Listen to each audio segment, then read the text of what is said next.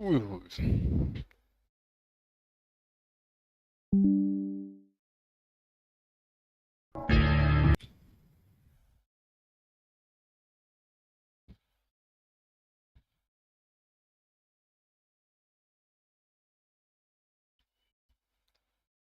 Page से skip करने में अभी ये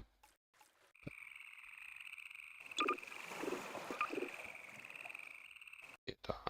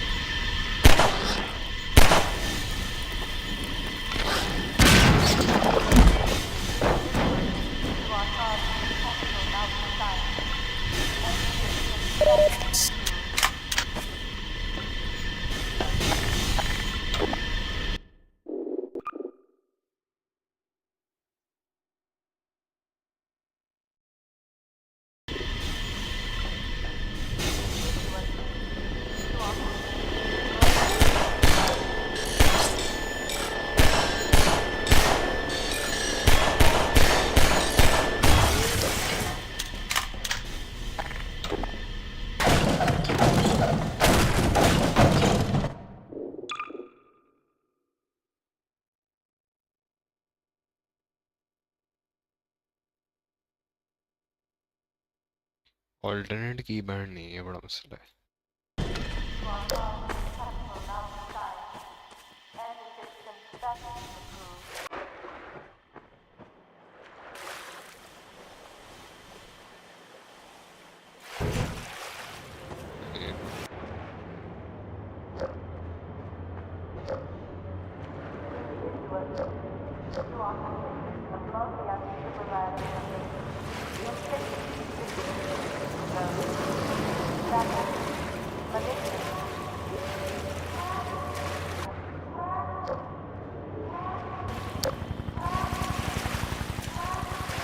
लो एक दफा नीचे चल, अबे यार।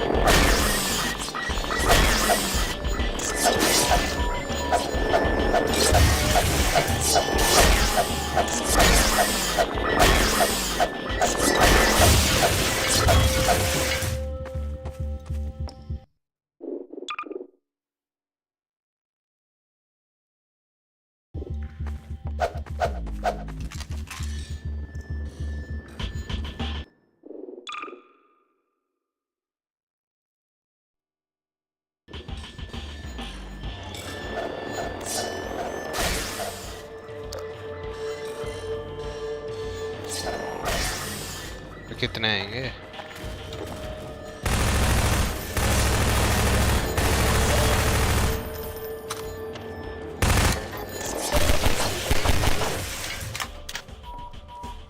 Minor lacerations detected.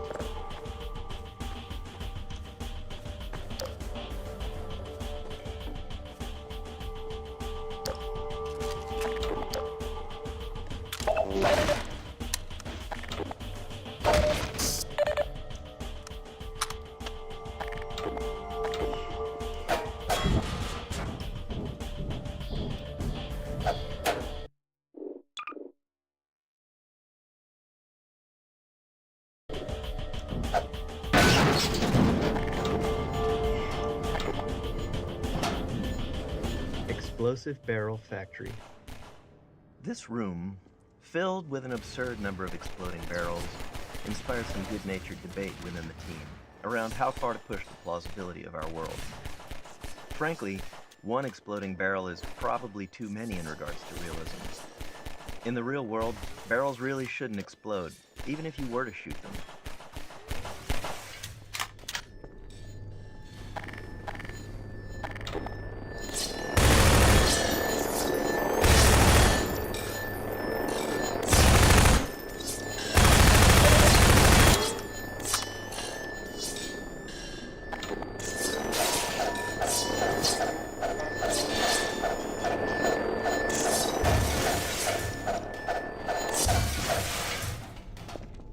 ओए होए।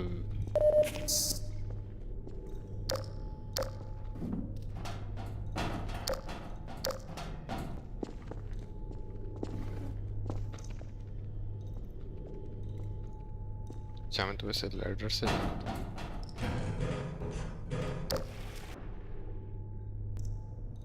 यहाँ से नीचे गिरने का फायदा क्या है?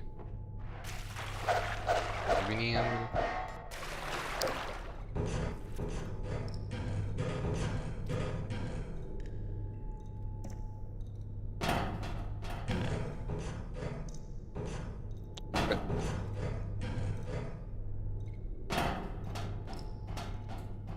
What the hell? Explosive barrel factory. This room, filled with an absurd number of exploding barrels, inspired some good-natured debate within the team around how far to push the plausibility of our world. Frankly, one exploding barrel is probably too many in regards to realism. In the real world, barrels really shouldn't explode, even if you were to shoot them. यहाँ ऊपर कैसे चढ़ूँ? मुझे वो चाहिए।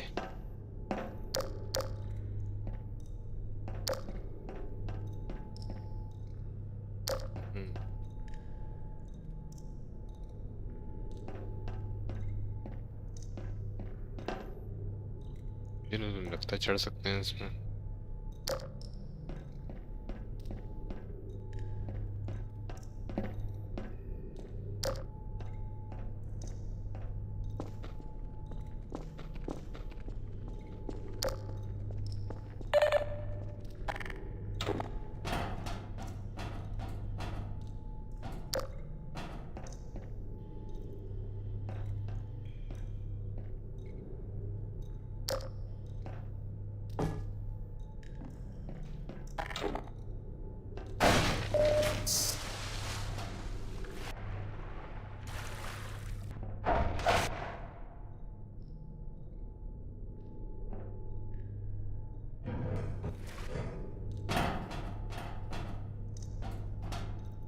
क्या करना ही है अब?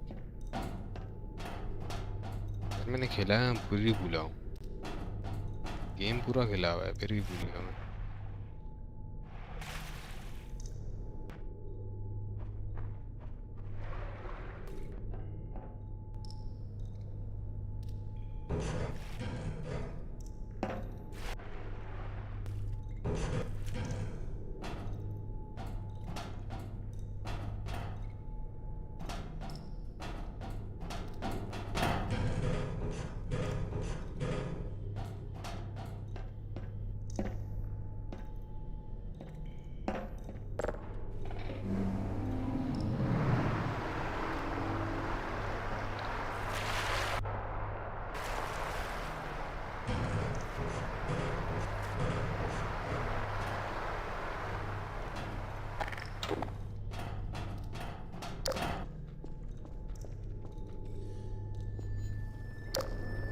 अरे यार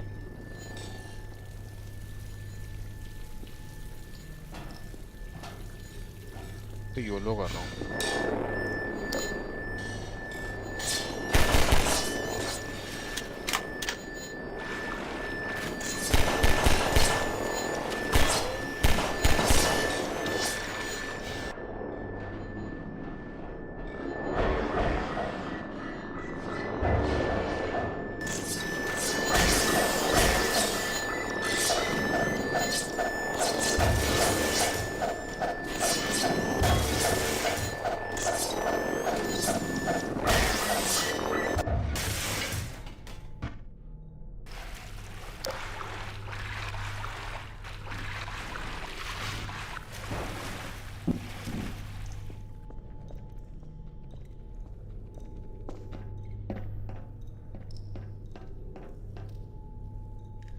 ये मज़ीद बढ़ाना है वाटर लेवल, लेकिन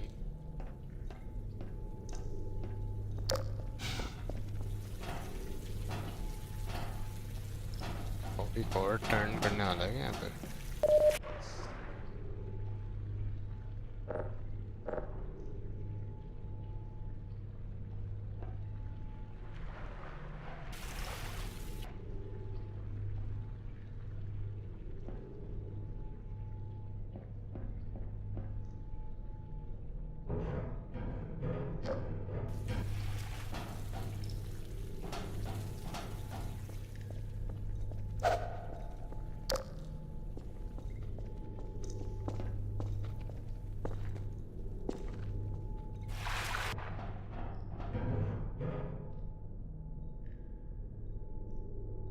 ये था।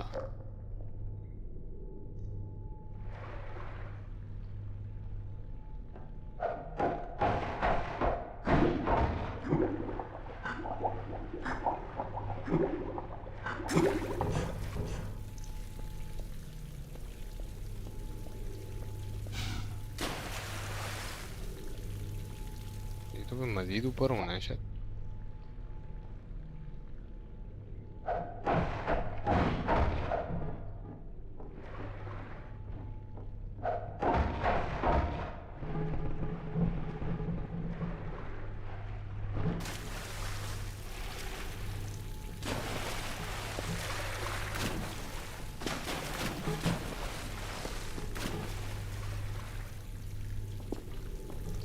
माइक चढ़ जा भाई।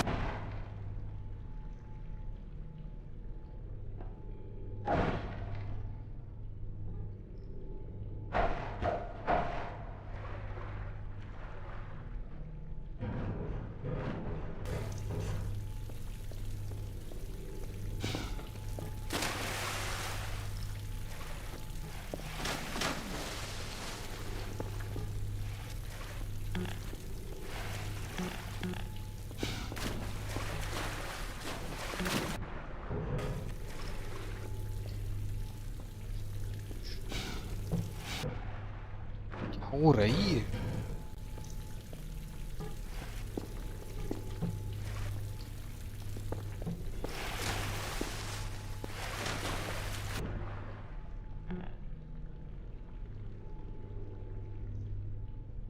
इतना ही रेस करना होता है वाटर लेवल जाने में ज्यादा?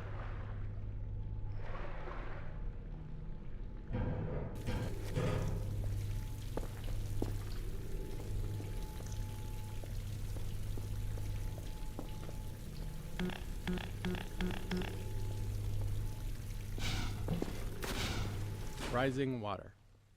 The floating bridge and wooden spools here introduce the concept of buoyancy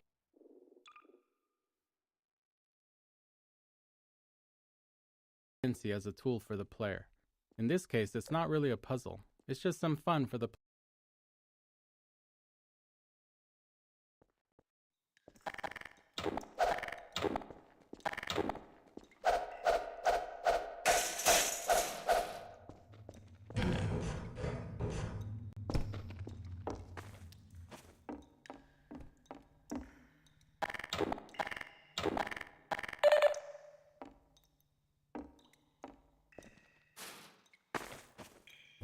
Rendering systems. In the early 2000s, we couldn't afford a general-purpose renderer with the broad capabilities of a modern engine. Instead, CPU, GPU, and memory limitations required highly specific solutions to rendering challenges so we could squeeze every bit of performance out of a player's hardware. As a result, Half-Life 2 actually has 3 different rendering engines. One for world geometry, another for outdoor terrain, and a third for dynamic entities like characters and objects. These 3 renderers had to support a complicated matrix of features: collisions, ray traces, decals, offline lighting, visibility calculations, and more. On top of that, each renderer needed to support DirectX 7, 8, and 9. The differences among these DirectX versions were significant, often requiring different data storage and rendering approaches. They even used different programming languages. Altogether, we essentially had 9 different renderers, each needing unique solutions, and getting them all to look consistent was one of the most challenging tech problems we faced during development.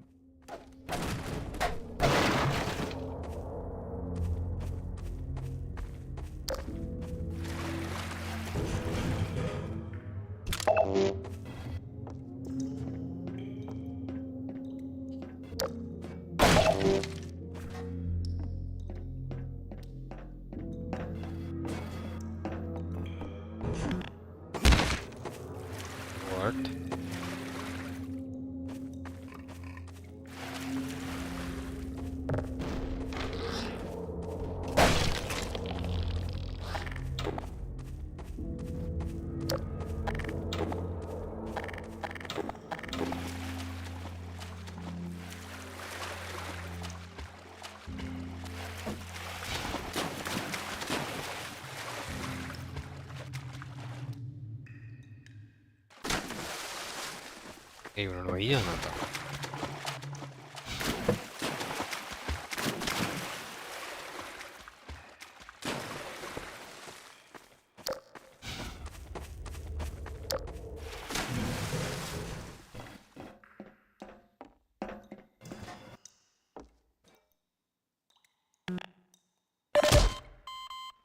What?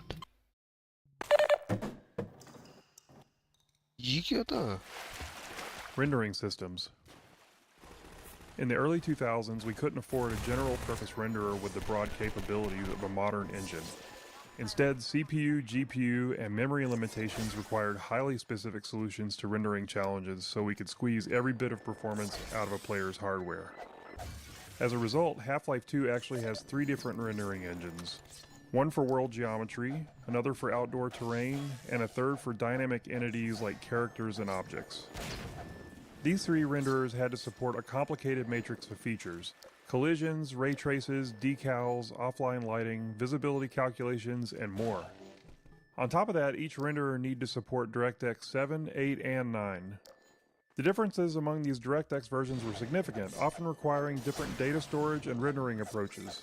They even used different programming languages. Altogether, we essentially had 9 different renderers, each needing unique solutions, and getting them all to look consistent was one of the most challenging tech problems we faced during development.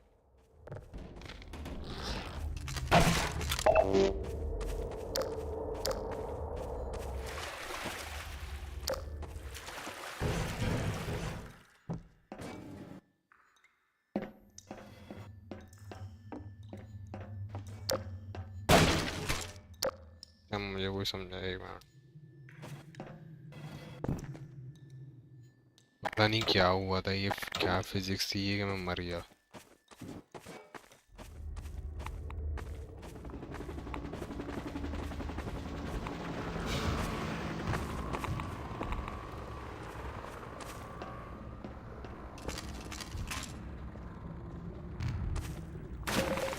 GPU Wild West.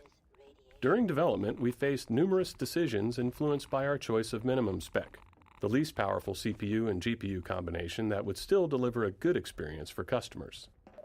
In the early 2000s, there was far more variety among GPUs than today, with wide differences not only in speed, but in fundamental approaches to rendering. But at the time, we had no real data on the hardware our customers were using. What CPUs and GPUs did they have? How much RAM? Which version of Windows? We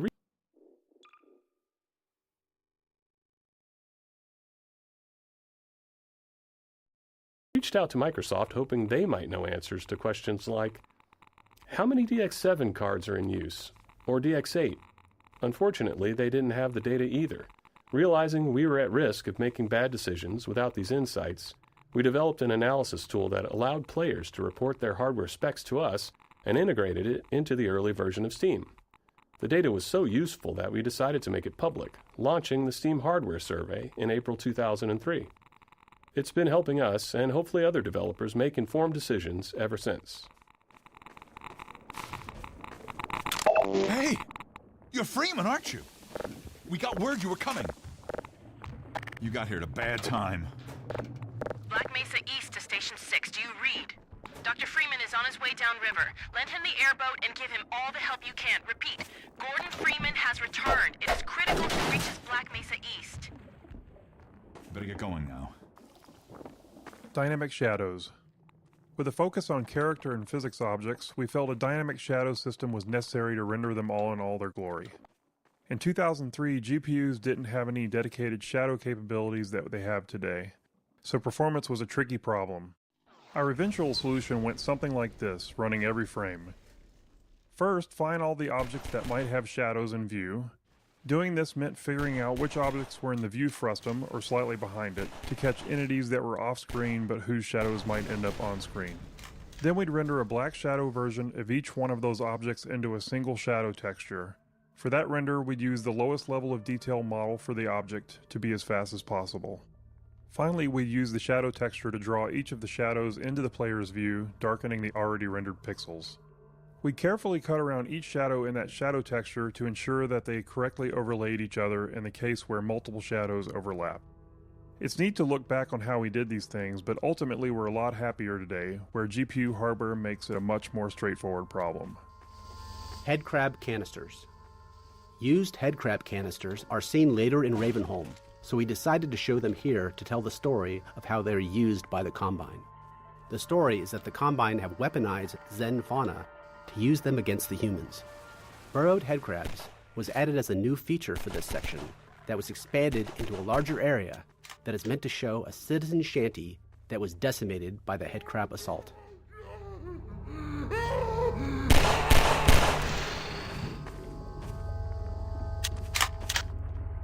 Oh.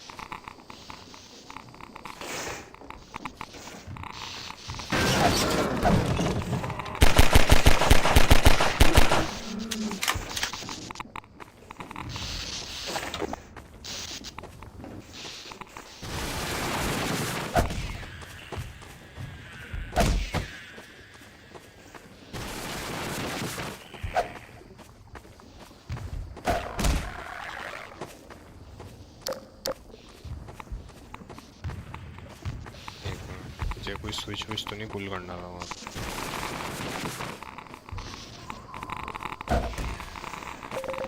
Warning.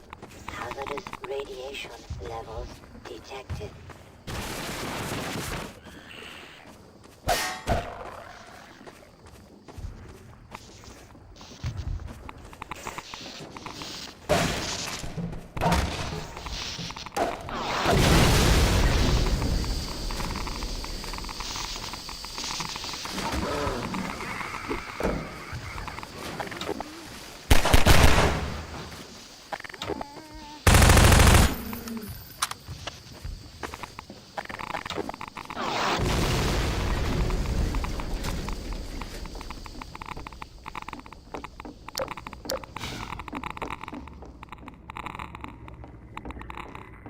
Airboat intro.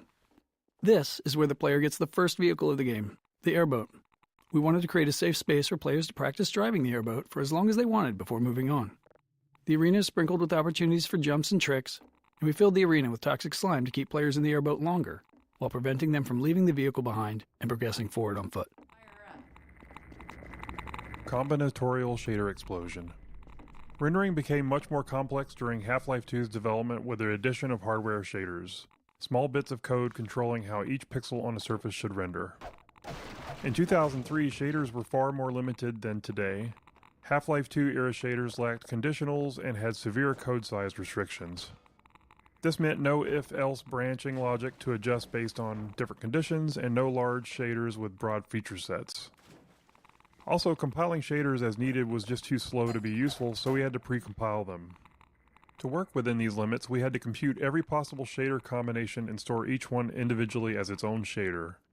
For example, if a shader affected a surface based on a single light source, we'd need another shader version for 2 lights, another for 3, and so on. And it was combinatorial. If that shader also supported a normal map, we'd need 2 versions per light, one with a normal map and one without. With features like texture blending, vertex tinting, specular highlights, alpha testing, and various other light types, directional point and spotlights, our shader count exploded. By release, we had thousands of individual shaders. Shortly after, we released Lost Coast adding HDR support, which doubled the shader count again. Once compiling shaders on the local developer's machine started taking too long, we switched to distributing the shader compiles over the entire network using VMPI. We also had a dynamic shader compilation mode that was useful for developing shaders that gave fast turnaround at the expense of frame rate hitching when a shader had to be compiled.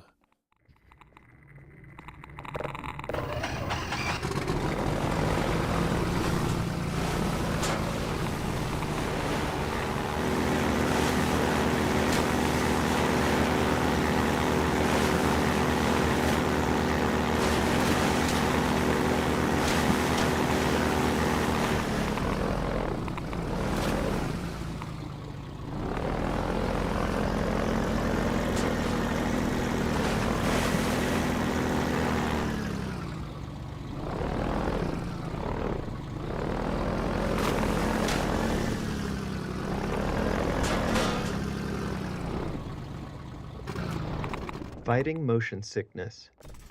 In early playtesting, many players developed motion sickness while driving the airboat. While trying to fix this, we discovered several factors that contributed to it. We found that reducing the intrusion of the airboat into the view helped, so we made several passes on the model to pare it back. Maintaining a consistent frame rate helped as well, so it was important to keep an eye on performance in these sections. However, the single most important factor was eliminating view roll to maintain a more stable horizon no matter what the airboat was doing. One of the programmers on the team was super prone to motion sickness, and they valiantly offered to playtest several times to test our progress towards a solution.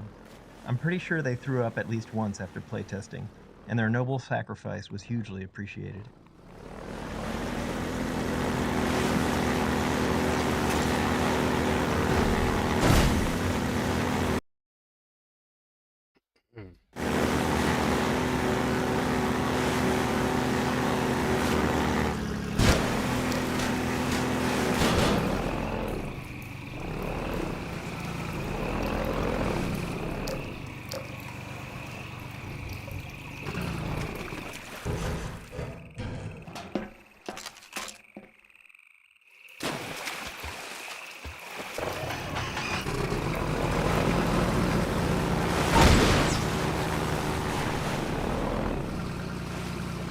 G-Man.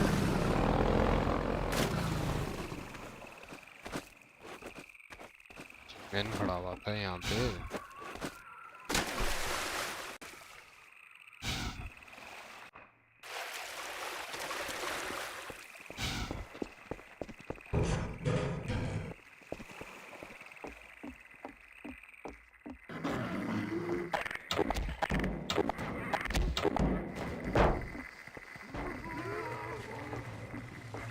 Airboat time. Finding the right balance between vehicle time and time on foot took some work. Driving at full speed propelled players through the world quickly, and in early playtests we felt that players were missing out on exploring and taking in the game's detail. Exploration and world examination are core values of Half-Life, so we didn't want the vehicle to eliminate that. To address this, we added periodic spots where players could get out and explore small pockets of dense detail. Additionally, as the physics system evolved, we were learning new ways to use it.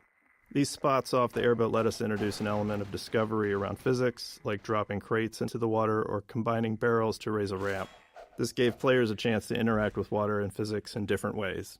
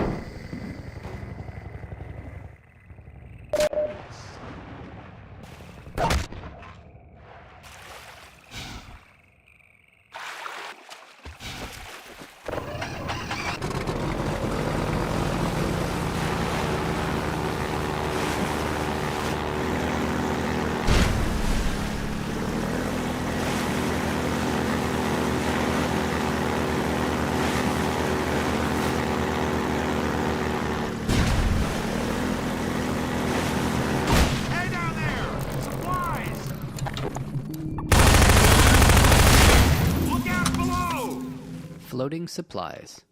In the alpha playtest, the canals were sprinkled with floating supply crates that players could smash with the airboat to collect the supplies inside.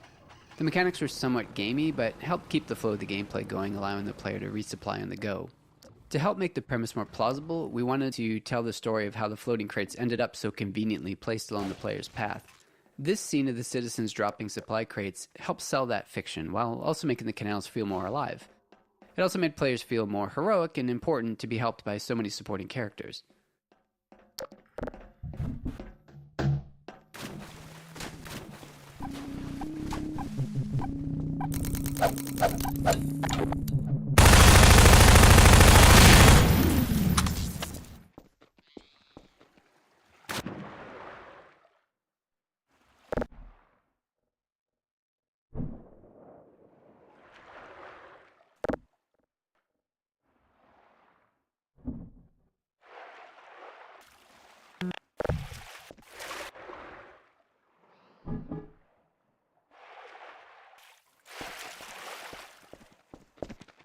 और तो नहीं है कोई extra मैंने miss कर दिया लग तो नहीं रहा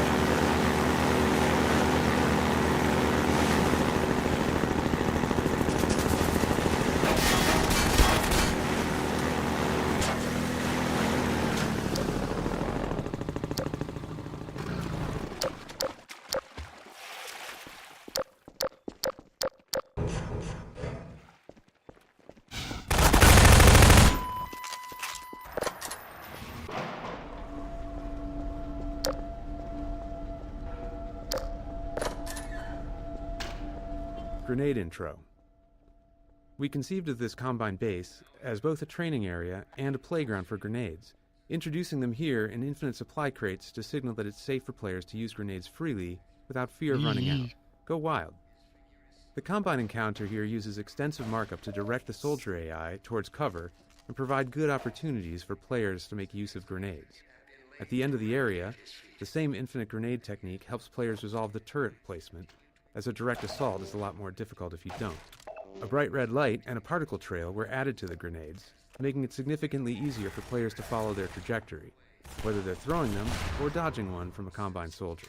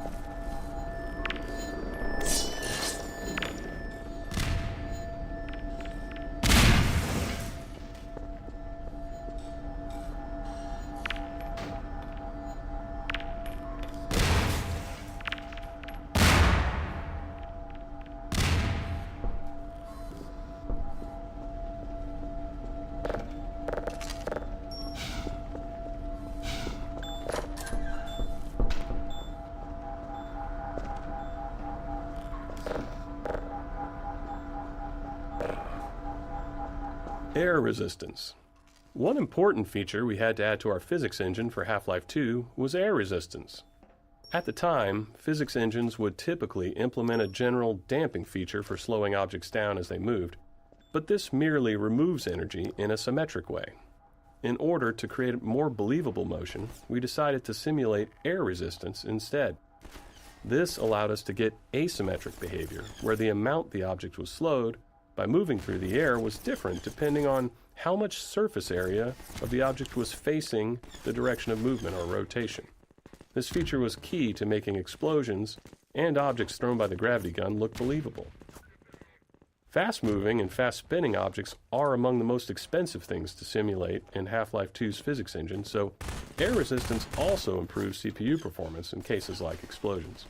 It is also key to presenting different materials and masses of objects.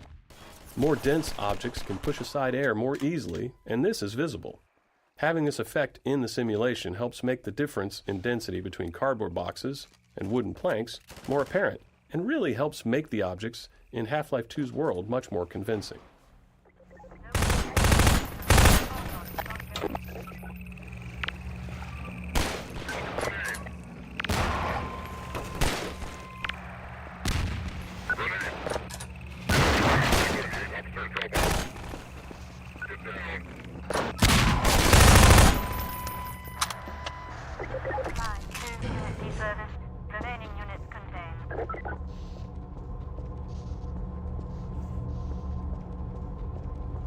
جيدة. इससे क्या होगा?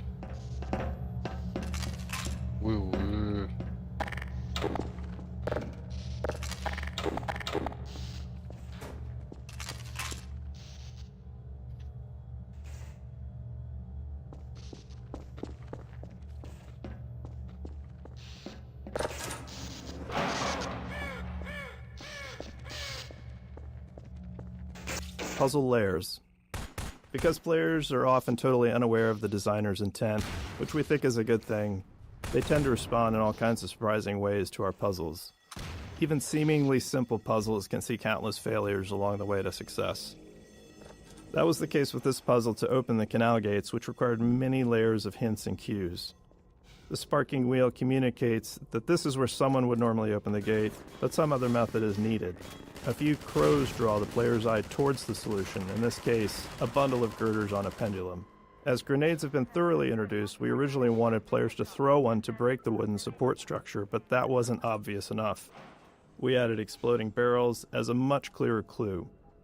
But even after solving the puzzle, some players didn't realize that the gates were now open, which led them to endlessly explore the base interior looking for another exit.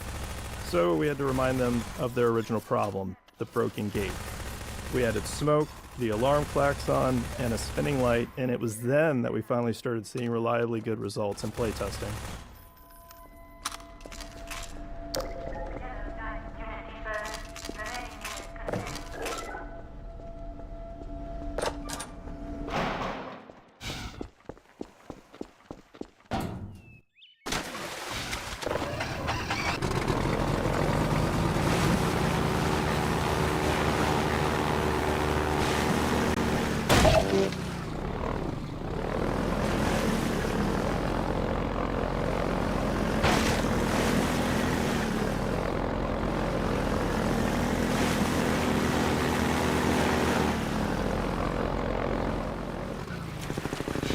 Metrocop strafing. The initial design of the airboat levels aimed to challenge players with tight maneuvers under pressure from Metrocops. The Metrocop strafing fire pattern was meant to make players slalom around the shots as they sped through, but in a review process, internally known as Overwatch, some playtesters felt frustrated being shot at without a way to retaliate. They wanted the airboat to feel powerful and unstoppable. Based on that feedback, we refocused the levels to emphasize empowerment over challenge, shifting from dodging attacks to fast-paced combat, speed, and busting through barriers.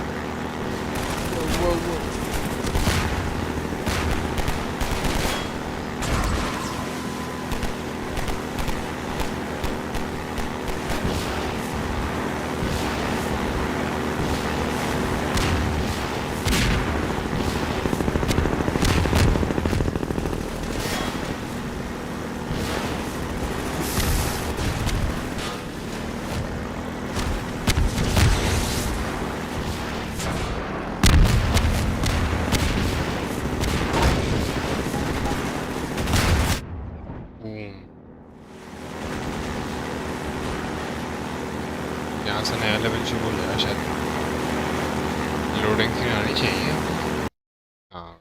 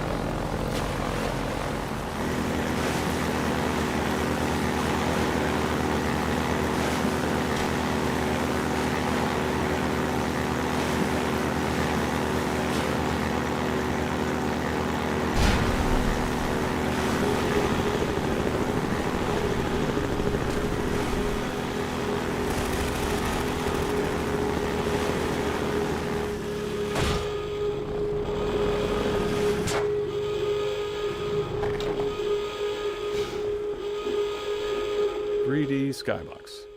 We've always needed to render a world that feels larger than our map limitations allow. In Half-Life 1, we used a cube map texture to let players see beyond the playable area. But in Half-Life 2, we wanted that view into the larger world to be dynamic, not just a static texture.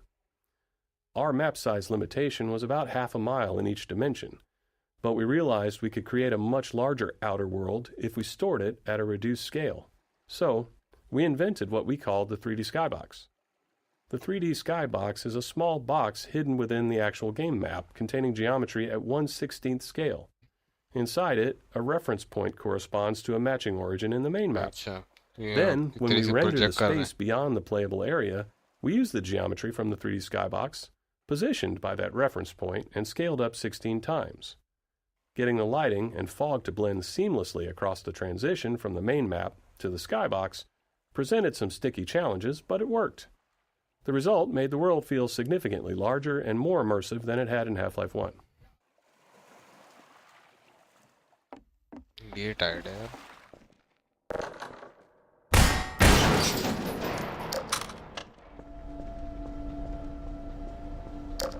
357 intro. The Magnum, unlike the basic handgun with its slower rate of fire, is meant to be fired in a more measured, calculated way, dealing catastrophic damage to your target. Earlier versions of the Magnum had a bit of random dispersion, which we felt fit the heft and the less sensitive trigger pull of a larger pistol. However, this led to anticlimactic moments where players would carefully line up a shot only to miss due to the accuracy penalty. To address this, we made the first bullet perfectly accurate, with each subsequent shot becoming less accurate as you blasted away. यार hardest difficulty मुझे क्यों नहीं लग रही है? Hardest hard है भाई, hard है, अप्लाई कर।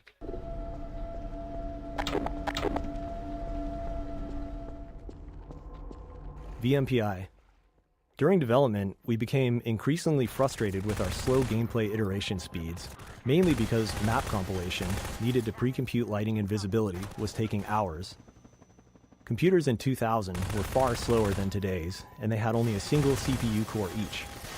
Inspired by SETI at Home, a distributed program that used PCs worldwide to analyze radio waves for signs of extraterrestrial life, we built VMPI, which was our own distributed system that spread the map compilation process across many office computers. Today, these kinds of distributed systems run on giant GPU clusters, but at the time we just ran it on all the computers in our office. To deal with how our lighting code was evolving as quickly as our maps were, VMPI also distributed new EXE files to everyone's computer too. In retrospect, this was a pretty terrifying security concept, just awfully bad. It's like the stuff of nightmares for IT folks, because we were sending an arbitrary executable to all of our work PCs and they would just run it. It was absolute madness. But it worked for us, and it did significantly increase our map iteration speed. And as a result, it ended up being a crucial tool.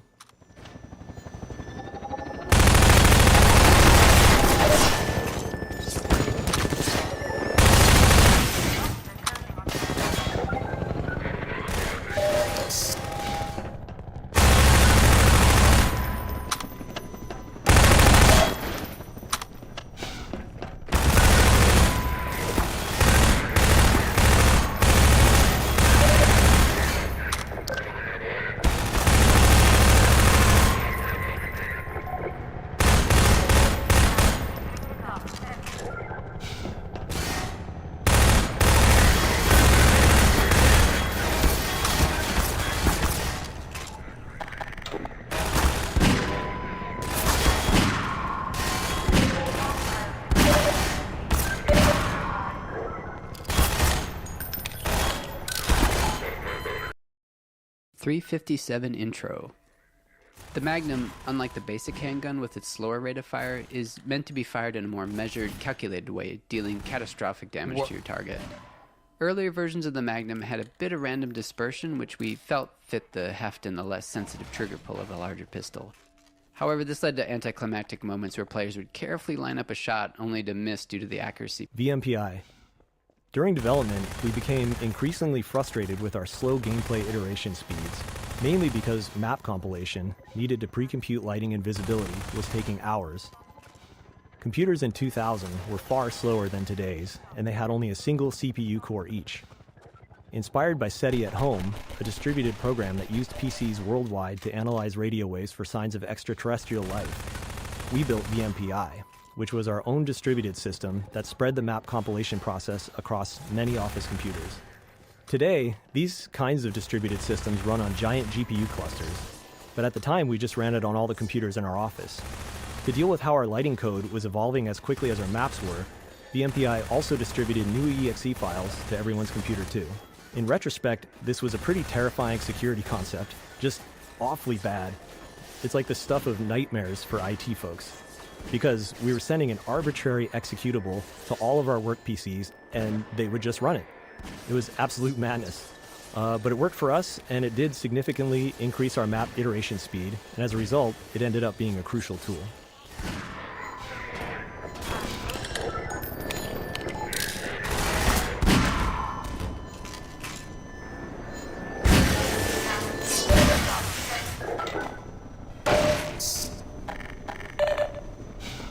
अच्छा अब invincible हो जाते हैं documentary के दौरान, इसलिए मुझे लग रहा था ये क्या कहते हैं हार्डेस्ट डिफिकल्टी नहीं है।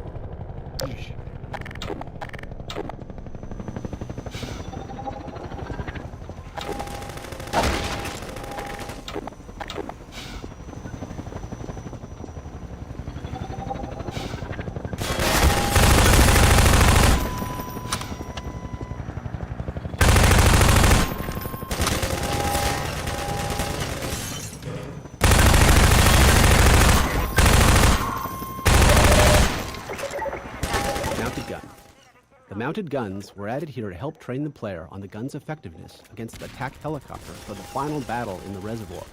This was necessary because up to this point, the helicopter was invulnerable to the player's weapons, and we had to give some indication that it could be harmed with larger weaponry. This was only somewhat effective in playtest due to the amount of pressure the player was under at the moment, which led us to developing the particle effects and sounds that would sell to the players that they were really doing damage.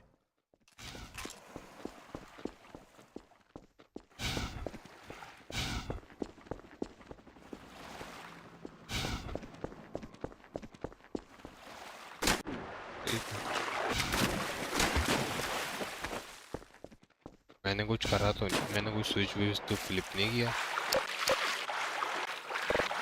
इसके मैं करने क्या आया था?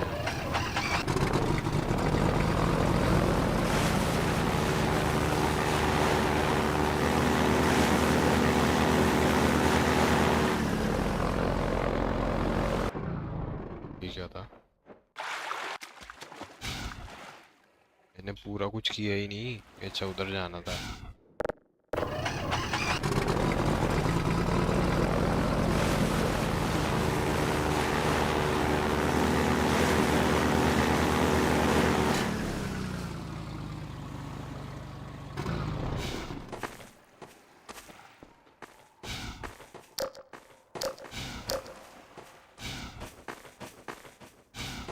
वहां से तो मैं आया ही नहीं था।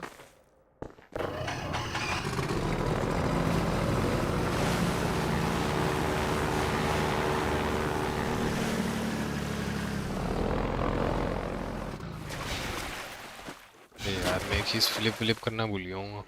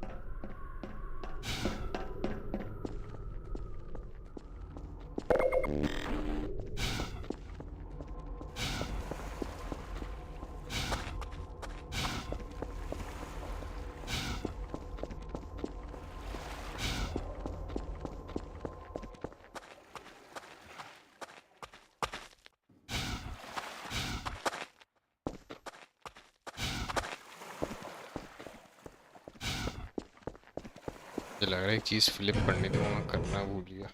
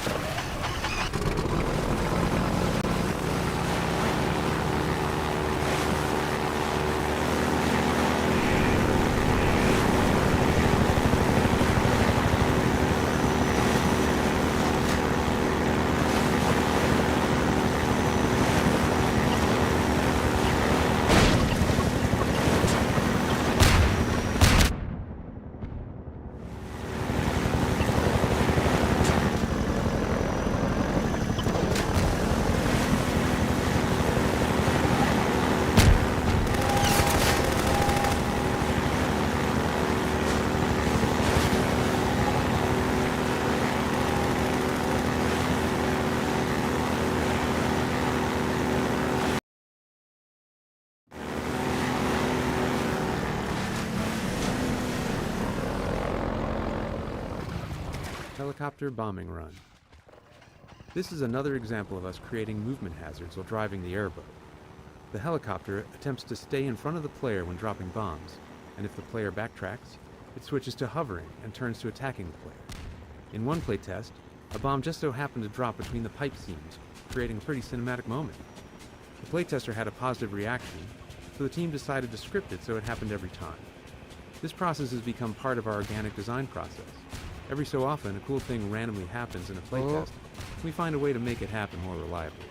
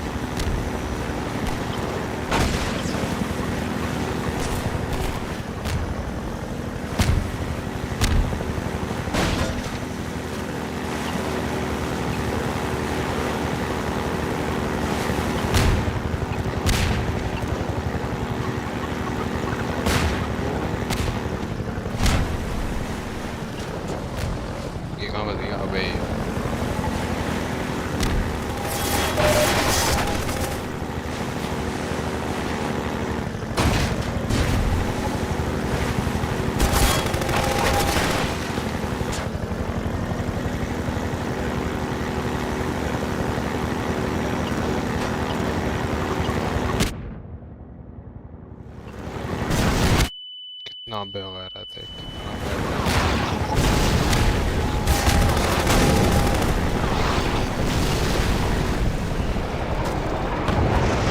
Smokestack collapse. When making a cinematic action game like the first Half-Life, we'd always wanted to make some big, spectacular destruction sequence, but we were never quite able to do anything like that.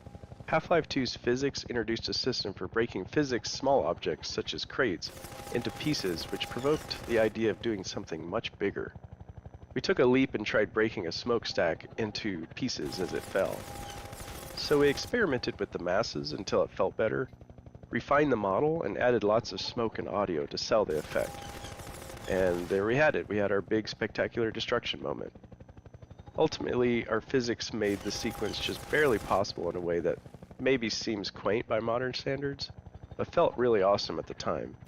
Because the simulation was unique every time we ran it, we had to take steps to avoid completely blocking the player's path with the big chunks of debris. The success of this sequence whet our appetites for the much higher fidelity cinematic physics destruction effects next seen in Episode 2.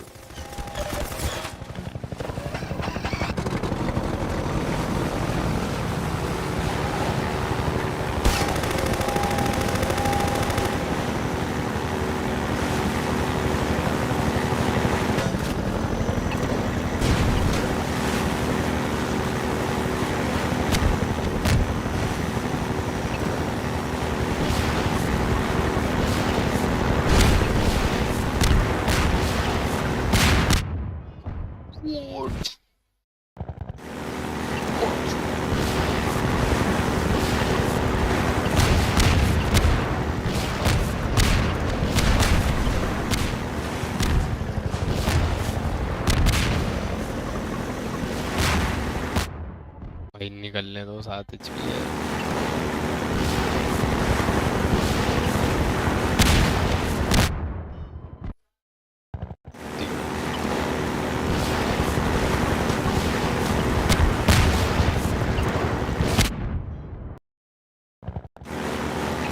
तभी कहीं नहीं निकलना है. नहीं निकल सकता मैं.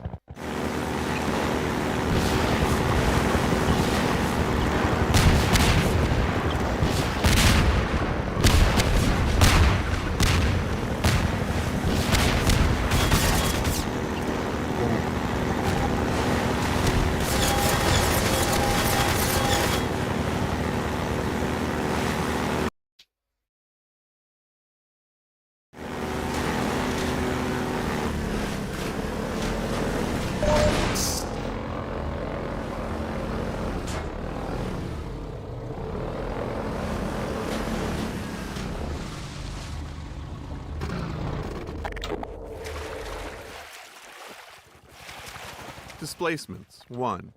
After Half-Life 1 shipped, our level designers and artists wanted a better solution for outdoor environments, so we built the first version of our terrain system. It was based on subdivided quads. To visualize this, imagine a flat square divided into a grid, where each point on the grid can be moved up or down. Level designers could lay out multiple squares and then use a paintbrush tool to shape hills and valleys by adjusting the grid points. For rendering, we used a special blended texture, which combined two different textures. Each grid point specified how much of each texture to use, allowing smooth transitions between surfaces like sand, grass, dirt, and gravel. This type of terrain system wasn't unusual in game engines at the time, and we naively thought it would be enough for our game designers.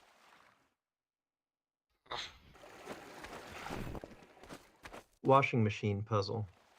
We created the washing machine physics puzzle late in development, after playtesting indicated that players needed some downtime from the relentless pressure from the helicopter. Pacing contrasts like this can accentuate the high moments by resetting the player's emotional state and warding off exhaustion or even boredom. It was a positive sign that players reacted so strongly to all the work done to make the helicopter truly menacing, but if we didn't manage the stress of it, fatigue set in, which quickly started to feel like monotony rather than excitement. Originally, players quickly drove through this area, but because of the nice sunlight and composition of the canal here, we decided it was a good spot to pause the action and have the player spend some quiet time solving a puzzle. The puzzle itself, which was the first to use masses and pulleys, ended up giving rise to other physics navigation puzzles elsewhere in the game.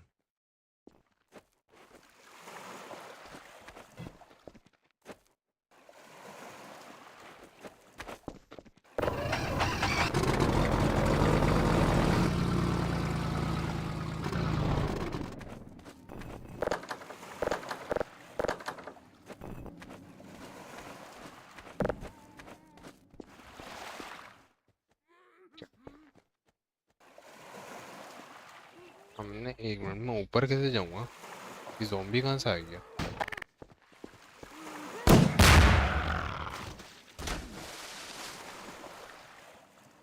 ये क्या हुआ क्या है ये?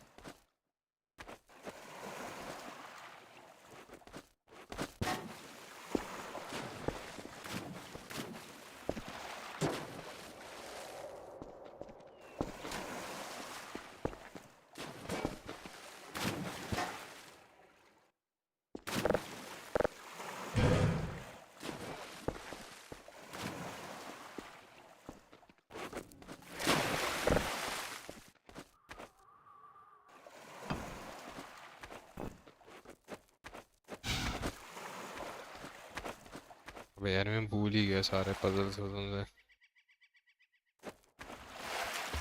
ये तो मुझे पता ही इसको ऊपर लेके जाएगा, लेकिन ये ऊपर भी आ रहा है, इसको भी ऊपर लेके जाऊँ मैं।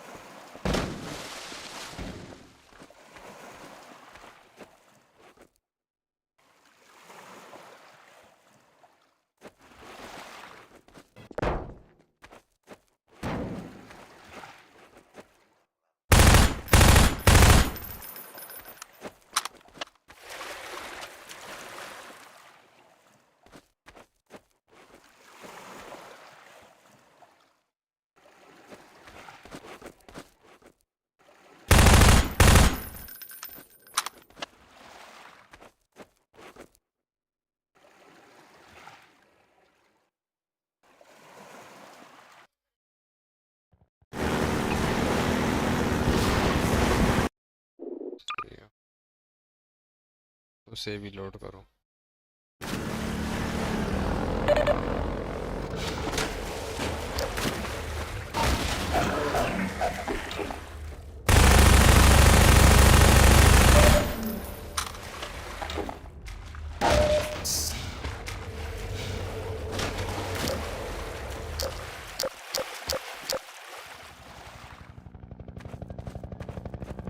Displacements 1. Washing machine puzzle. We created the washing machine physics puzzle late in development, after playtesting indicated that players needed some downtime from the relentless pressure from the helicopter. Pacing contrasts like this can accentuate the high moments by resetting the player's emotional state and warding off exhaustion or even boredom. It was a positive sign that players reacted so strongly to all the work done to make the helicopter truly menacing, but if we didn't manage the stress of it, fatigue set in, which quickly started to feel like monotony rather than excitement. Originally, players quickly drove through this area, but because of the nice sunlight and composition of the canal here, we decided it was a good spot to pause the action and have the players spend some quiet time solving a puzzle. The puzzle itself, which was the first to use masses and pulleys, ended up giving rise to other physics navigation puzzles elsewhere in the game.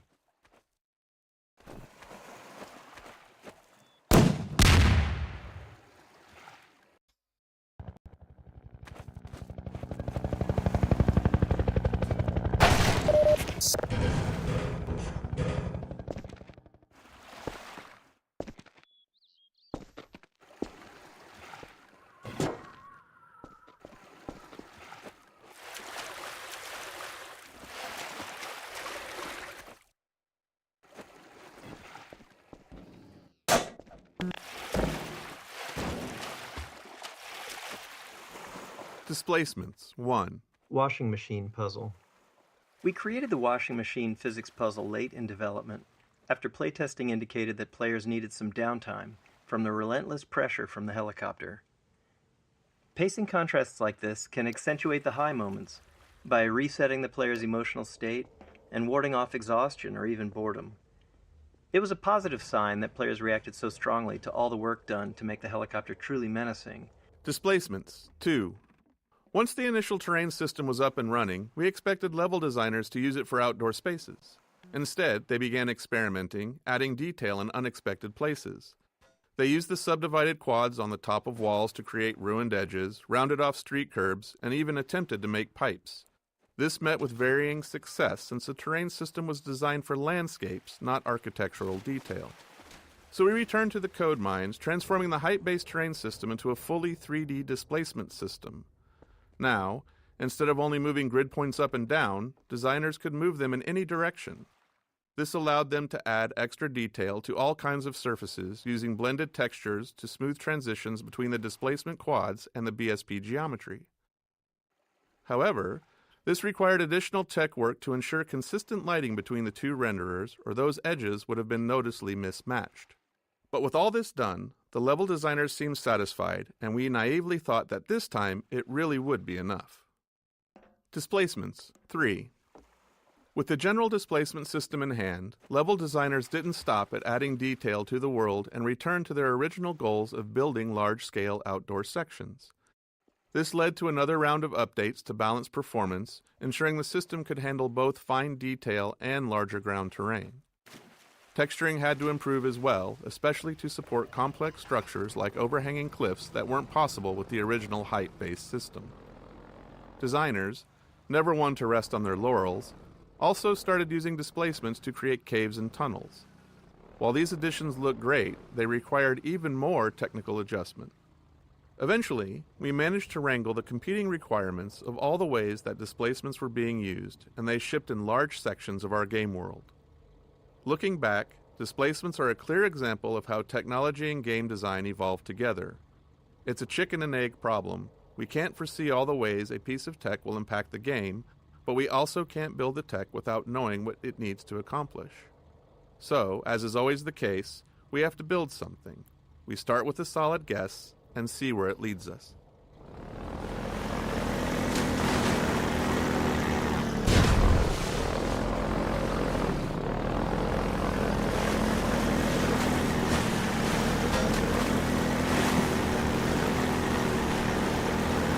Hey! You're Freeman, aren't you? I wouldn't believe it if I couldn't see it with my own eyes. Dr. Gordon Freeman himself.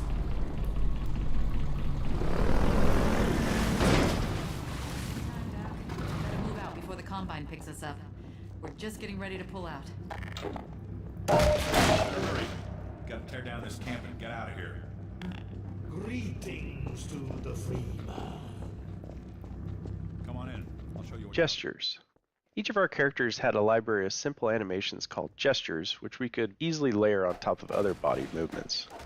While originally planned as a production savings to allow us to reuse animations throughout the game, we found they actually had more utility than that. Humans often repeat certain movements, and these can be markers of a specific personality. As a result, our gestures library ended up capturing the essence of each character, helping to unify our animation team's understanding of who those characters were. This made it much easier for our animators to share any one character's workload among themselves, which production often required. Don't worry about the airboat. Vort's gonna look after it for you.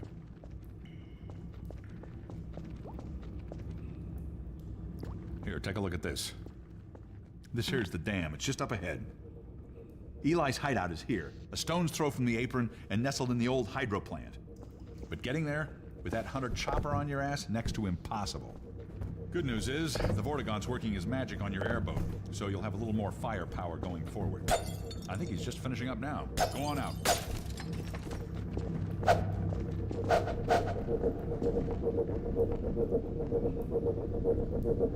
There we are. That gun came off one of the same hunter choppers that you're up against. I always like bringing the irony. Take that chopper down, and you should be able to tear on through to Eli. The Freeman will accept this weapon or suffer greatly. Farewell, Dr. Freeman. For freedom.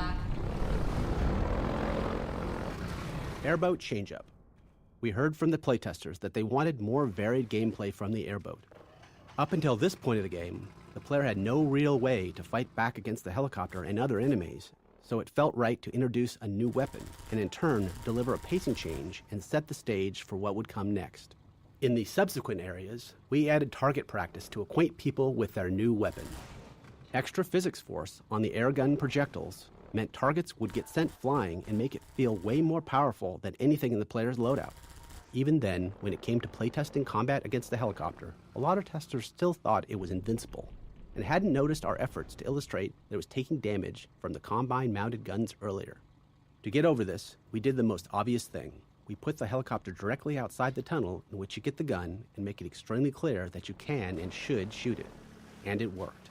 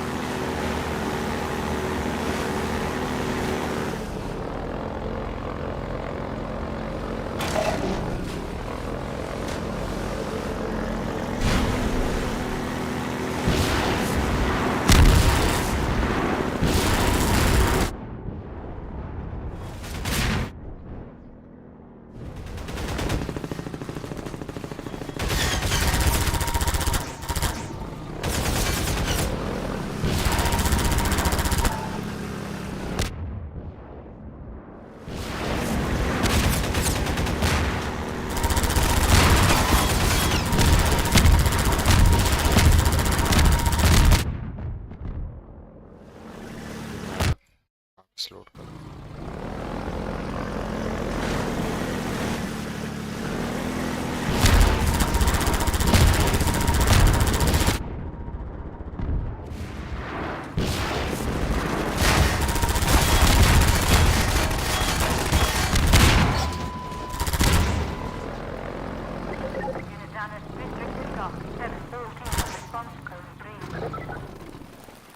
Skybox time of day. The skybox in fog color changes incrementally during this chapter. This is meant to visually represent the passage of time as the player journeys through the canals and the chapter. Two fog color values in opposite directions help sell the illusion of the oblique angle of the sun. You can see it getting closer to sunset by this point. This culminates in the helicopter combat arena with the sun setting and Ravenholm visible in the skybox.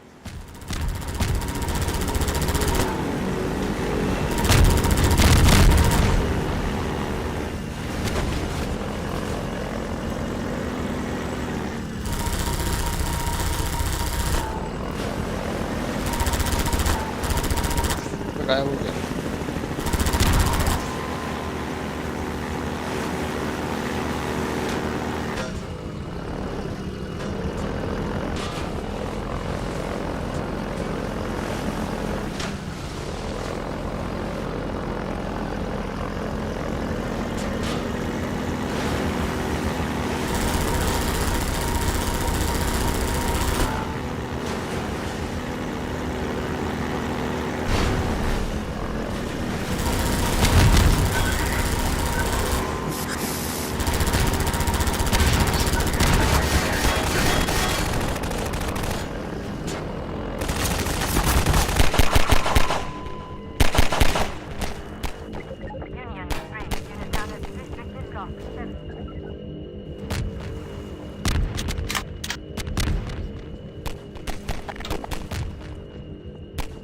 Donkey Kong Barrel Ramp.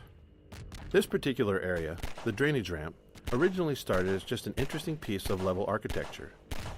But during playtesting, we quickly saw how fun it was to slide the airboat up and around the slope, so we added more elements to enhance that experience. This included Metro Cops dropping barrels down toward the player, and a little nod to the classic arcade game, Donkey Kong.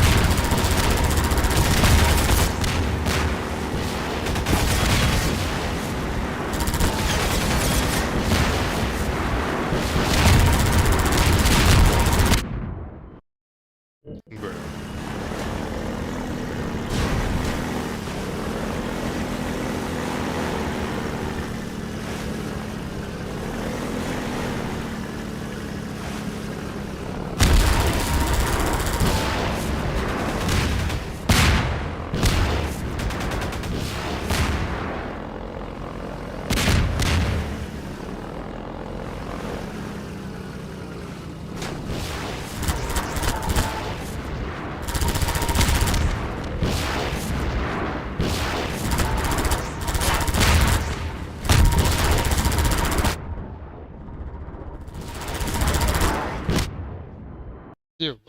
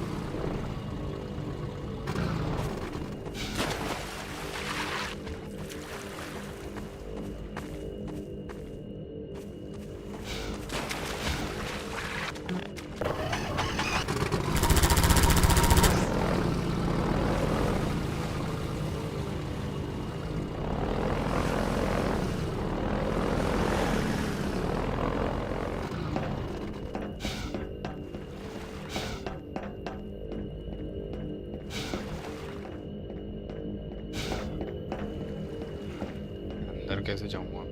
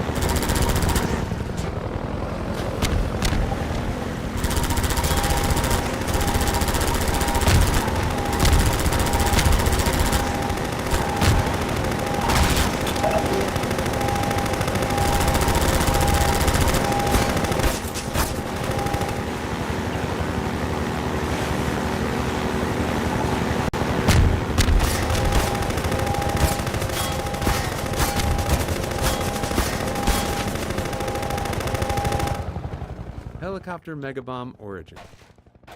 The Megabomb helicopter attack was based on a bug where a programmer accidentally removed the bomb drop cooldown, resulting in the chopper dropping hundreds of bombs all at once. It looked so cool that we decided that we had to keep it for the final shipping bombing run attack.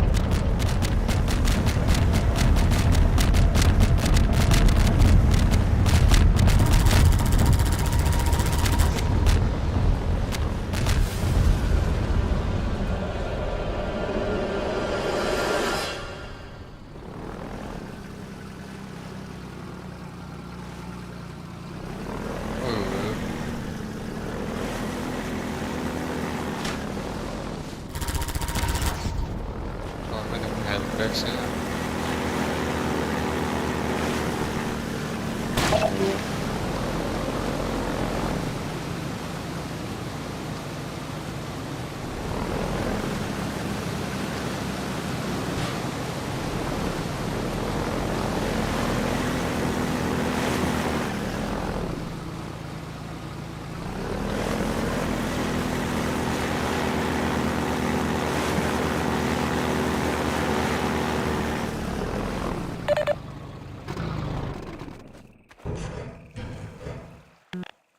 Arena Exit Gate. The wheel mechanism to raise the exit gate was added specifically to force the player to defeat the helicopter before they can move forward. We often refer to elements like this as gating the player, using design elements to keep them from progressing until they've completed a necessary task. Here, it's quite literally a gate.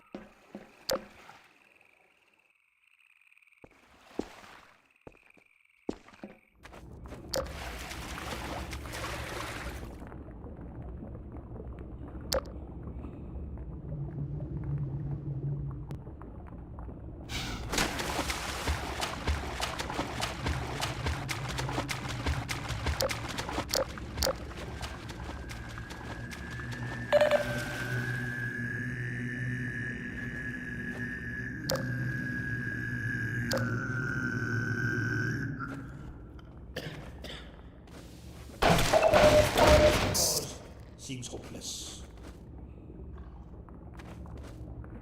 We remember the free man. We are coterminous. There is no distance between us. No false veils of time or space may intervene. We see you still in Black Mesa. Clearly we see you in the Nihilant's chamber.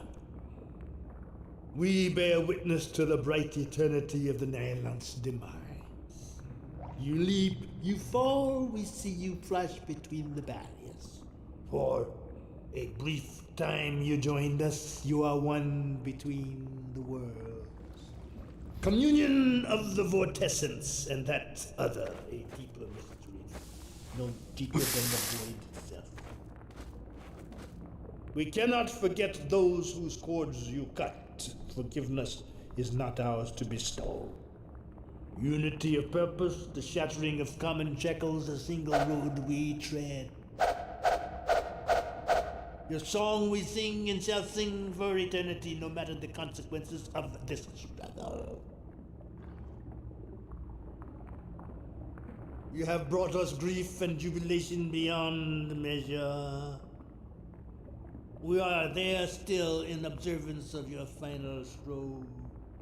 While our only scattered at your feet, you severed the vortal cord that bound the Nailants to life and to us.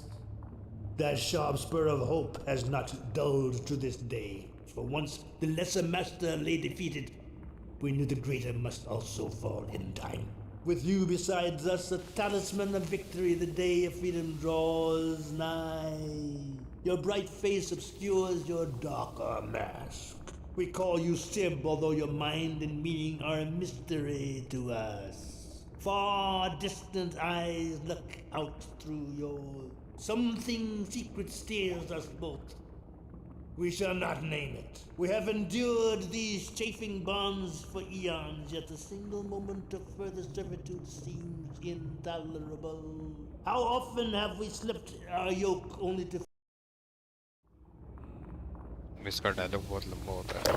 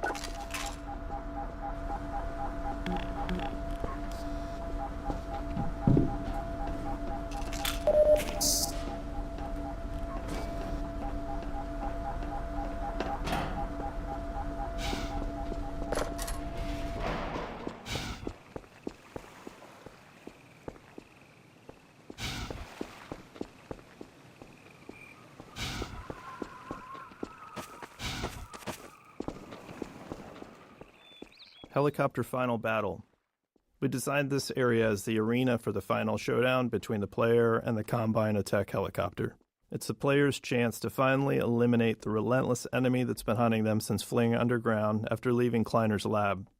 This area went through many iterations to get right. It needed ample space for fast-paced vehicle combat, a smooth movement flow with clear path options, and reliable performance. We also aimed for visual clarity suited to combat, striking but not overly noisy, while ensuring it would serve as a memorable vista once the helicopter is destroyed.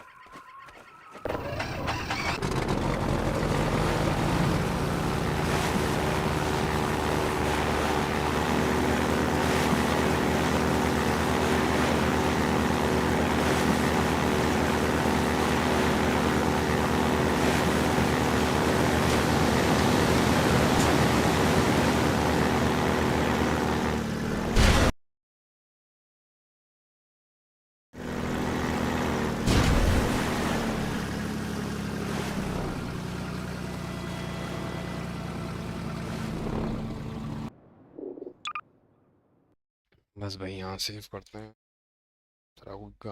Gamma लगा दो gamma.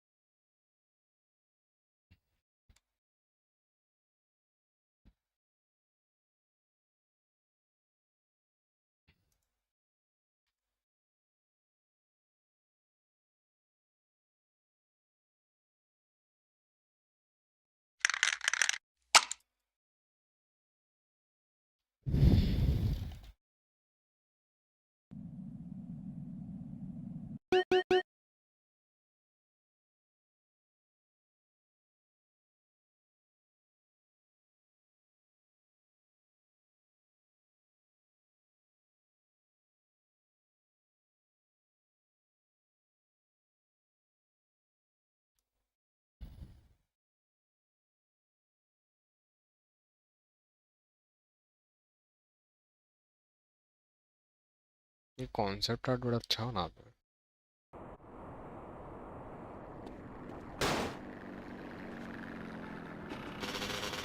Follow that train! Get me close, DJ! I'm about to pop these fools! Roll up on them, DJ, so I can get a shot!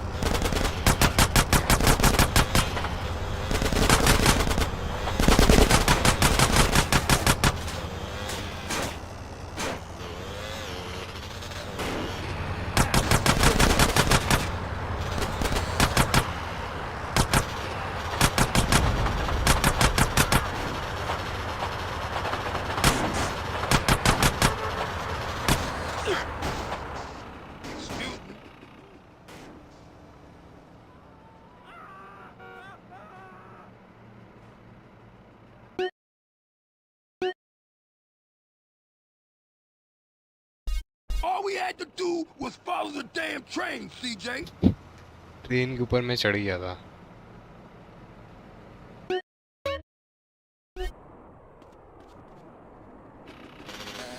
Follow that train. Get me close, CJ. I'm about to pop these fools. Roll up on them, CJ, so I can get a shot.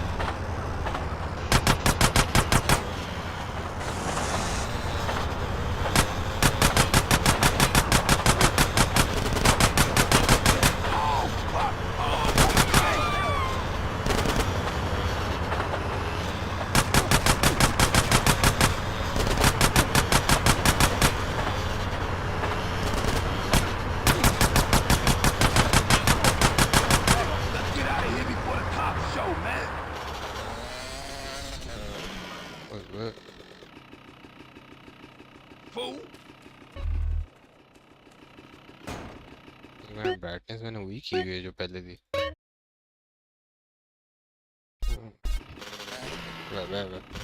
Was it always like this? Was what always like this? Always fucked up around here? Or is it because of the drugs? What you think, man? I don't know. That's why I'm asking you. Yo, hey, don't ask a wise man, Frank. Ask a fool. That's what I was. Well, if you're gonna make this thing personal, I ain't speaking on it no more.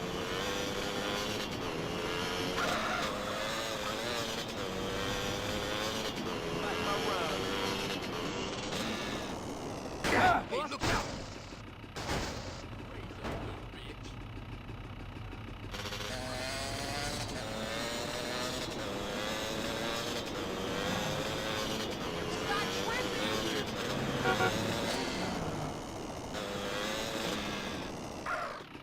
Hey, you better clear out, CJ. I don't want those crash fools trying to pull you into some shit. All right, homie. You be careful with those cats. I'm gonna see you later.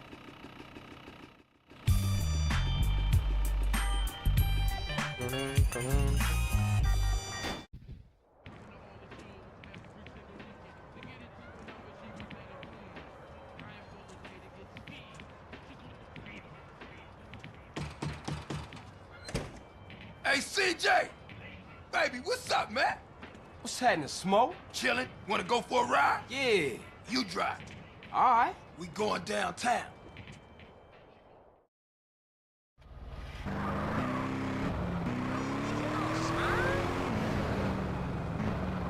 This better not be another cop errand, man. No, man, this is strictly...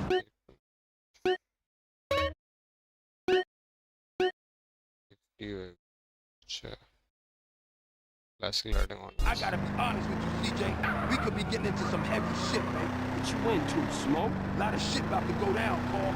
Families coming back, ballers pushing base, Russian cats with nothing to lose about this mother. Hey, Russians? Yeah. You तेरे go पास तो figure. ammo इतना Now, all come my है. life, I've been told to fear the Russians, but I ain't never even met one. Look, Cole, before I walk in there, I just need to know you down with this shit, man. Look, Smoke, we go way back. We grows, man. That's what I'm talking about. That's my dog. Hey, look, if you hear shit start to pop off, come in there blasting, all right? I'm down, dog. CJ, get in here. Oh, yo, cover. They blasting like fools in this motherfucker. Ice those fools, CJ. Big Smoke, you don't make big mistakes. Watch yourself, CJ. I think they pissed.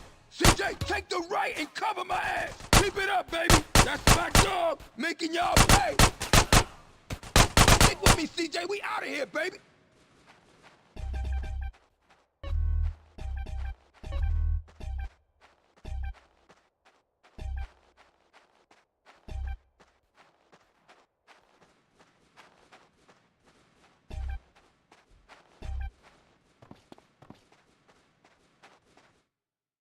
Stick real close, Carl. Keep your head down. The ass thick as shit in here. Smoke, you and your friends are dead men. Fuck it. Back me up. That's my homie, CJ. Homie, you ice cold, baby.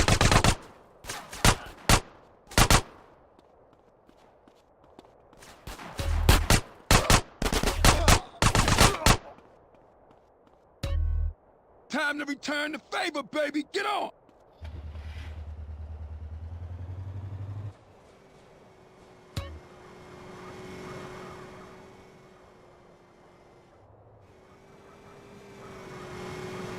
They after us on the bike, Smoke. Any motherfucker that follows us.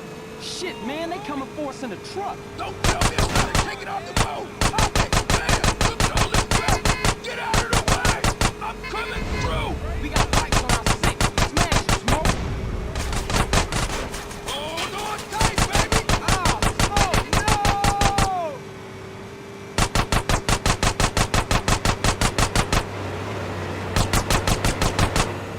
Oh, they hit a butt. I'll never diss public transportation again. Damn! Roadblock! Oh, Smoke, these cats are organized. It's something you ain't telling me, man. Look, Carl, all I know is they real pissed with us right now. Hold on, though, I got an idea. Smoke, what you thinking? Bug control is a dead end, man. The hell with that. We had to lose those cars. Don't worry about that. I know a way out up past Grove Street. The old sewer tunnel. Oh, man. Watch out back. Smoke, it's more bikes. Stop that fucking red cavalry chase.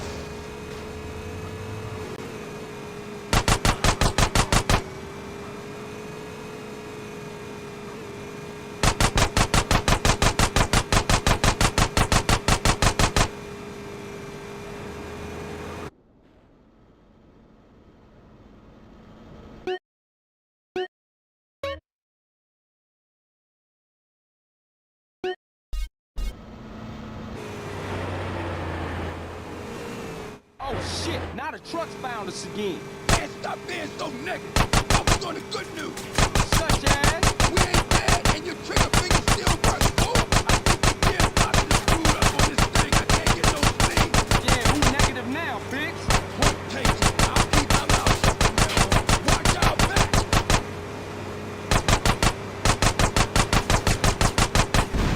Oh, shit.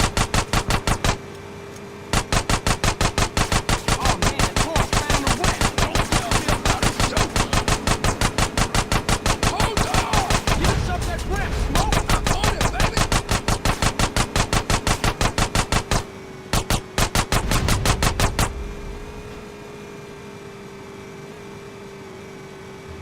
We still got bikes on us, man. Man, quit bitching and shoot as many of them assholes as you can. Fools, total dead truck.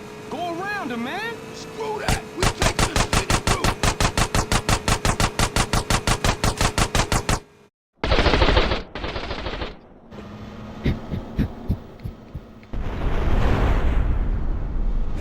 Ride, motherfuckers.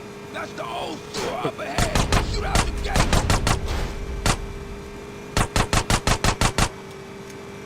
Nice one, DJ. Here we go. when we was kids. Hey, we can do this later. We still got company. Don't these guys ever give up?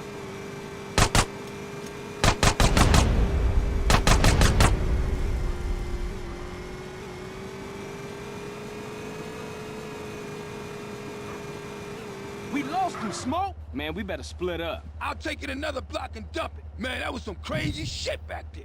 Yeah, for sure. Listen, we can't hang around here. I'll see you later, homie. Much love, baby.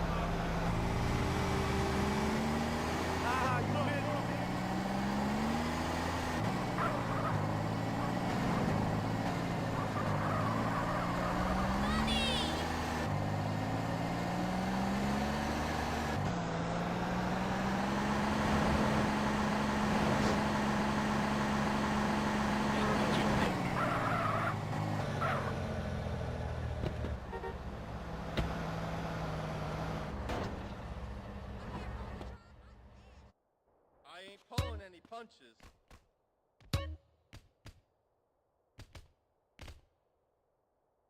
Keep your fists up and together.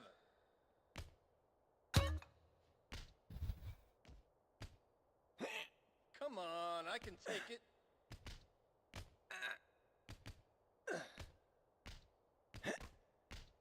Don't make me mad.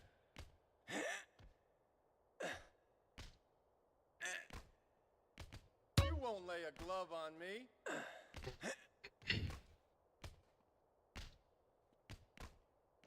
Use your jab to get the range.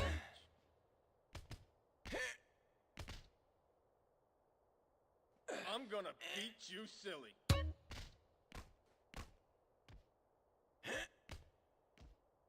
Keep it up.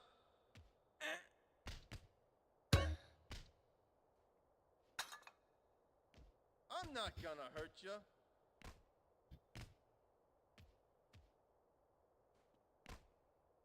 That's it. Keep breathing. Oh, what was you saying? Watch what I'm doing. Temple Drive got it easy, man. Not exactly premium liquor, is it?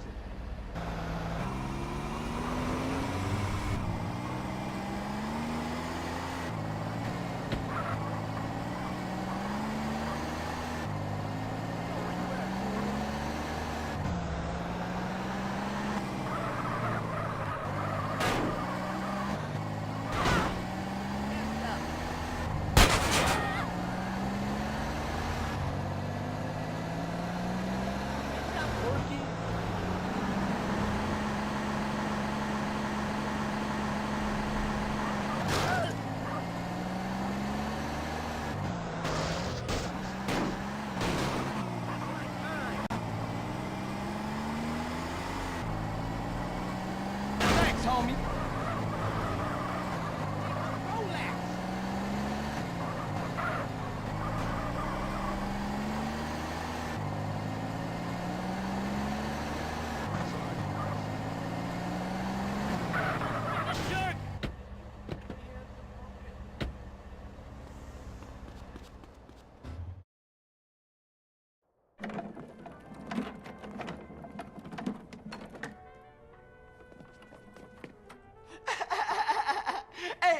Hey, it's OG Loc, homie, and I'ma kick a little something like this.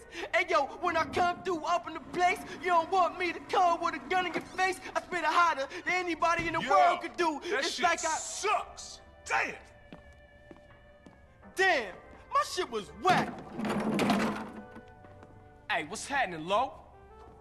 Hey, Carl, what up, man? Hey, dude, you ever thought about getting a writer to help you out with this shit? Yeah, I did. But who, homie? Who? Shit, I ain't in the rap game. You know, that ain't my thing. But, we have to think about something. Man. How about if I get somebody to write something for me, only they didn't know about it? What? I think I just might have found a ghostwriter. I become the reciter, all-nighter, all-writer. Mad Dog's rhyme book from his home in the hills. Mad Dog's rhyme book? Man, you said you helped, Carl. Come on, man. I'm hot like fire, all-nighter, all-writer. When I kick it, I'll spit do it, I hit it. anything, homie. I swear that. Okay?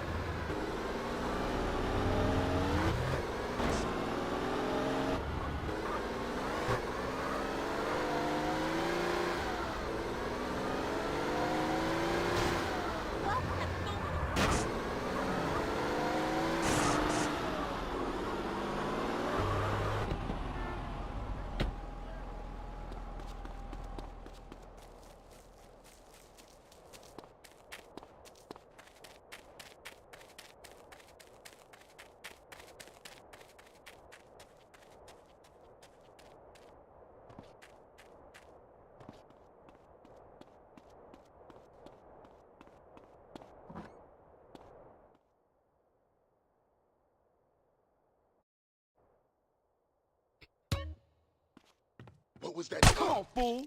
Run away.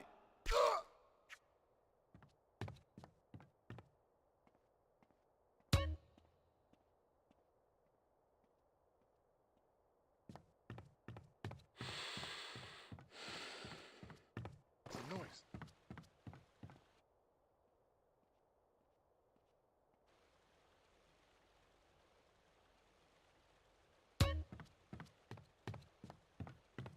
You're now. Back up.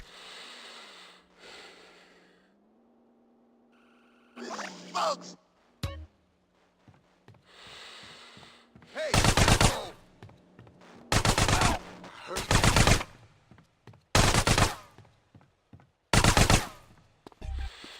Hey, you stop right there. What was that? Don't push. You should back down and run away. I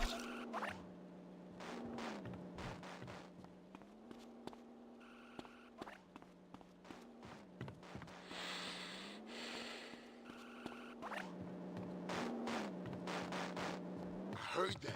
You're just a What was bitch. that?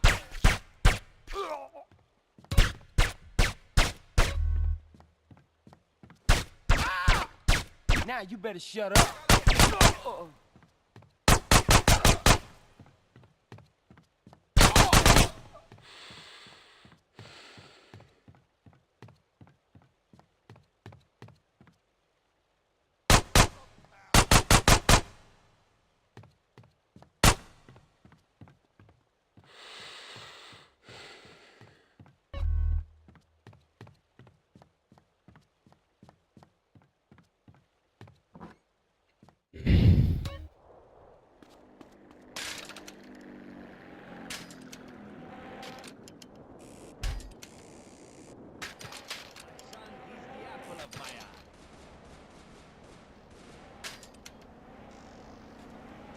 I'm going to report you.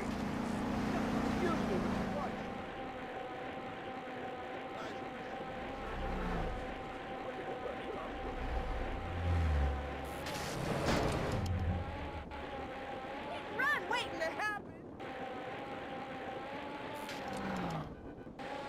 You got a problem, people?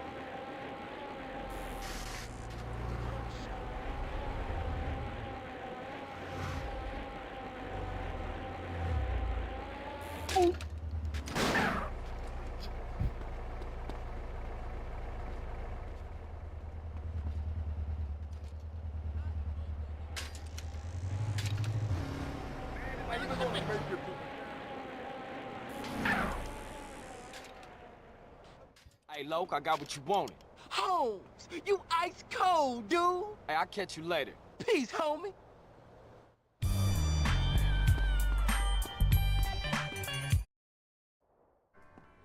Hey, excuse me.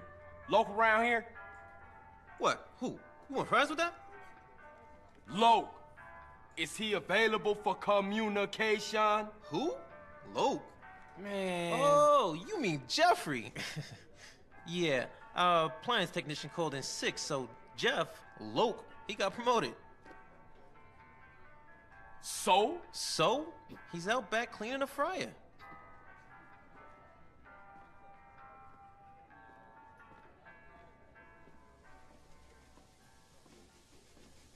Hey, what up, Loke?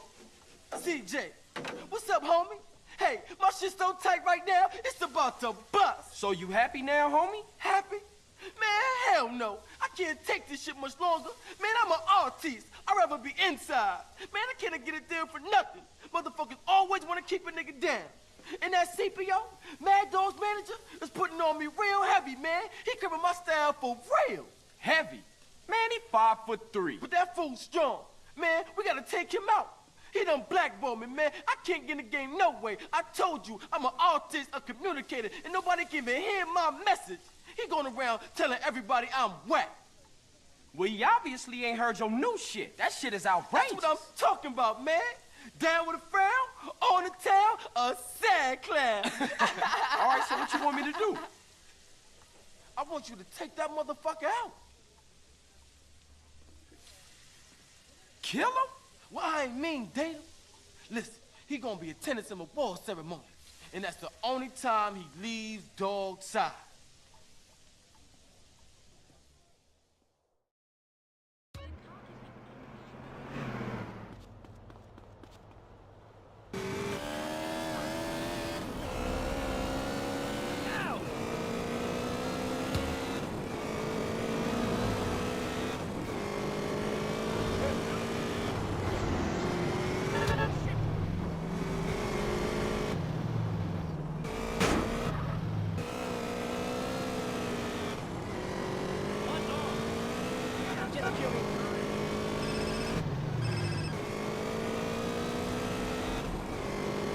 Loke, what's up now, man? One of Mad Dog's chauffeurs just left the burger shop across town. Said he was headed over to the musical. Good looking. I'm gonna see if I can catch up with him.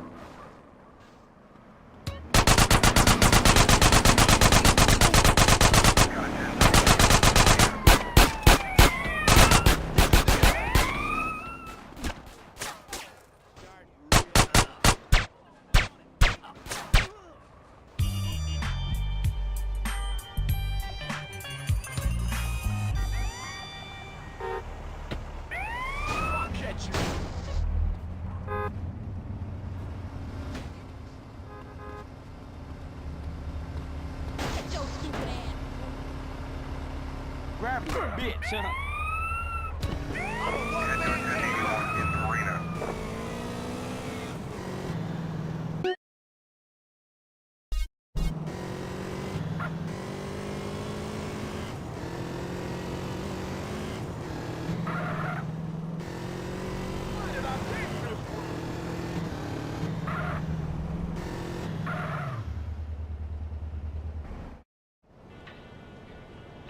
Hey, fuck you, man! And I don't care what you heard. I ain't nobody's...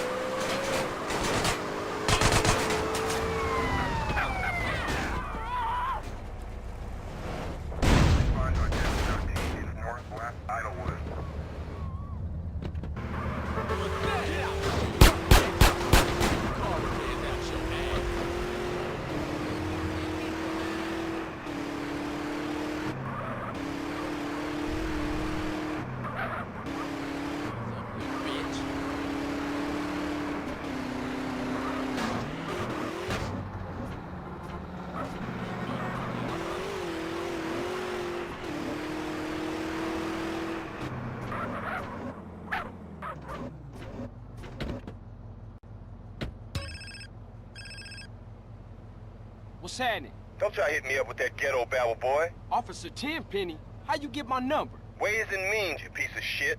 You been trying to avoid me? No, sir. I just been busy, that's all. You're not busy unless you're doing something for us, you understand? Yeah. Loud and clear. Nice to hear it, Carl. Call in to the donut. Yeah. It's your man. I'll go get smoke and some... decisions. Carl, jump on them fools. What you think now, fool?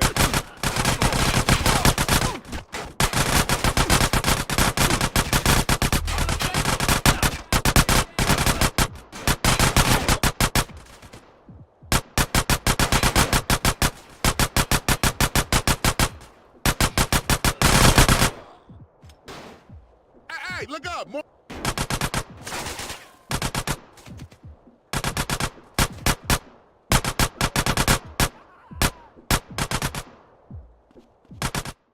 Carl!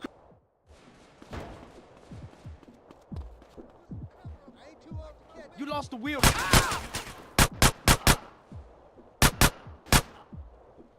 Behind us, CJ! Behind us!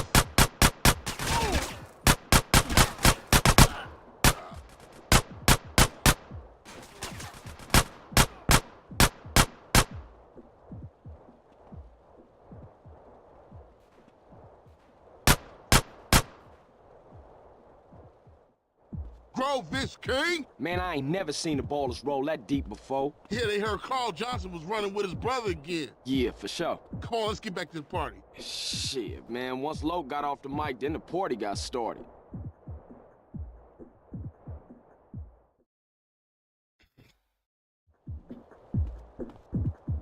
All I want is to light some pipes.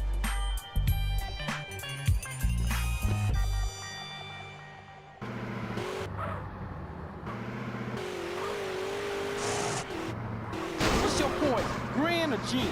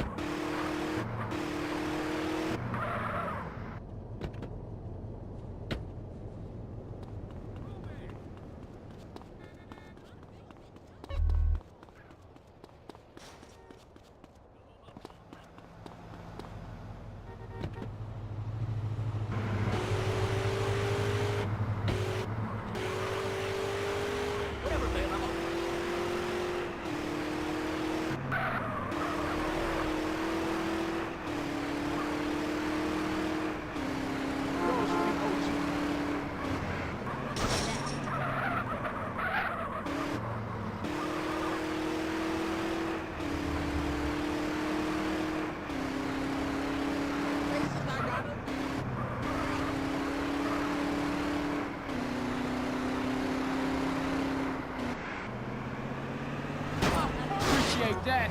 Thanks.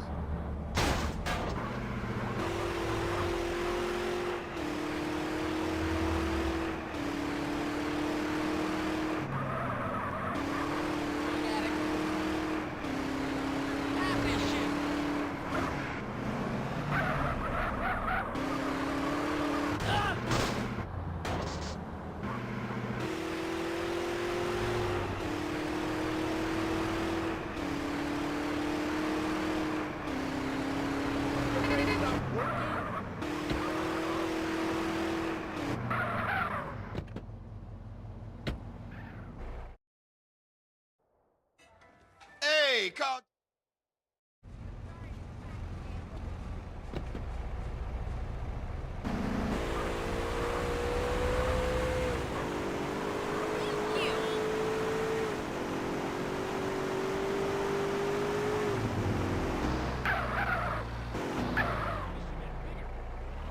Stupid ass off the road.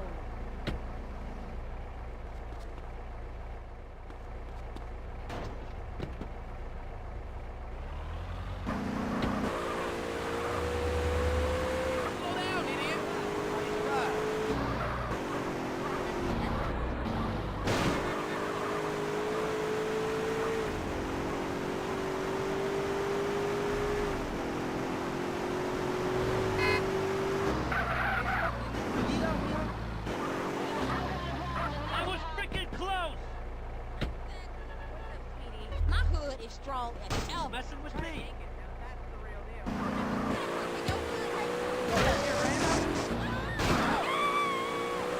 Thank God my daddy.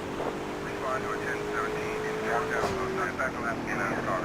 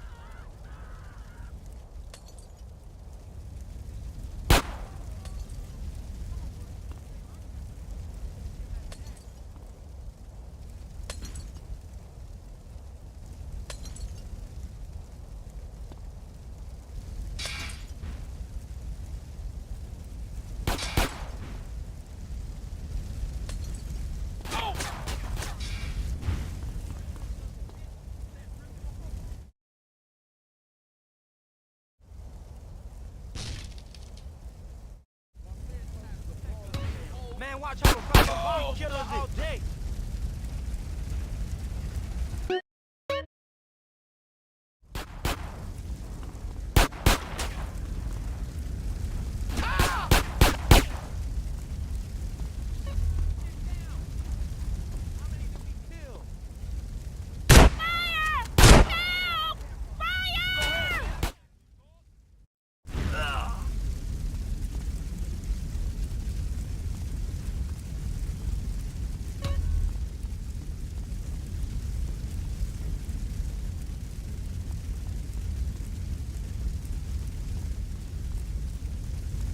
Stand back! Put it out! Put it out!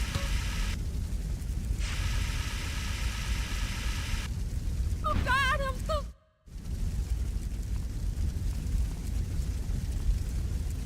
Quit panicking! I'm on it! I'm on it!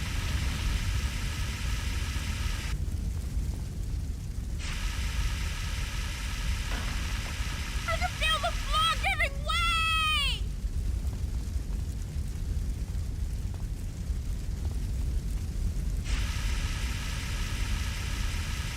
I can feel the floor giving way!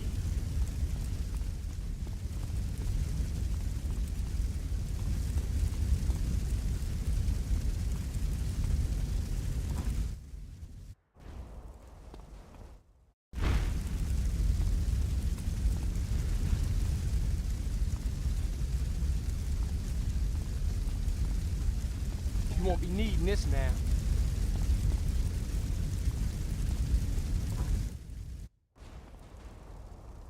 I was nearly dead there for sure. Hey, you look pretty shook up, girl. You want me to take you home? Yeah, please, thanks. Where you live? Just off Grove Street. No shit. What you doing in Fargo's here? I like to live dangerous. Just on this. You're CJ, right? Yeah, how you know me? Everybody in the Grove knows you and your brother. I thought you'd run away. I never ran away, okay? I just needed to get away from shit. Damn about them. This is my place here. Hey, what's your name? Denise Robinson. Give me a call sometime. We should go out or something. Yeah, I'd like that. Okay, I'll catch you later, CJ.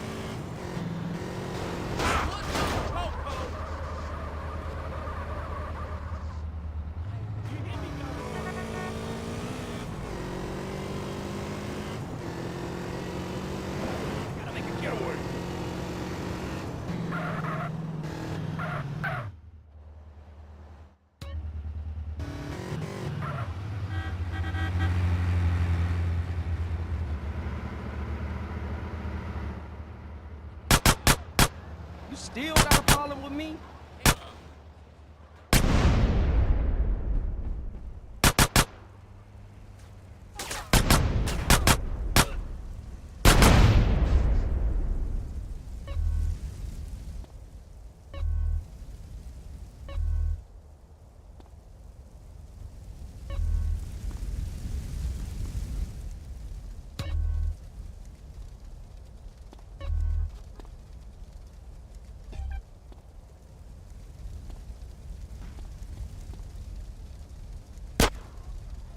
Oh, look, a gun.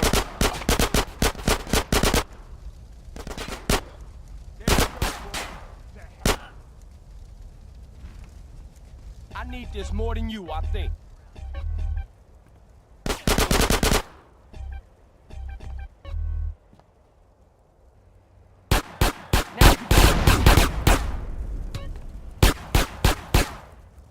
This ain't gonna be.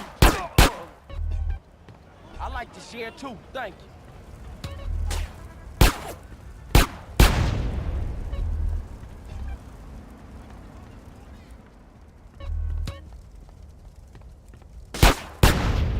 Hey, what was you saying?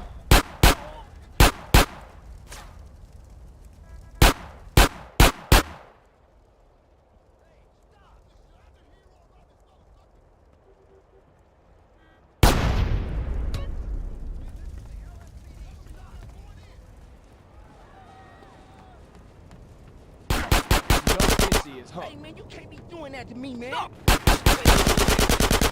Fuck you, Amerikanski. I'm gone. Doing business in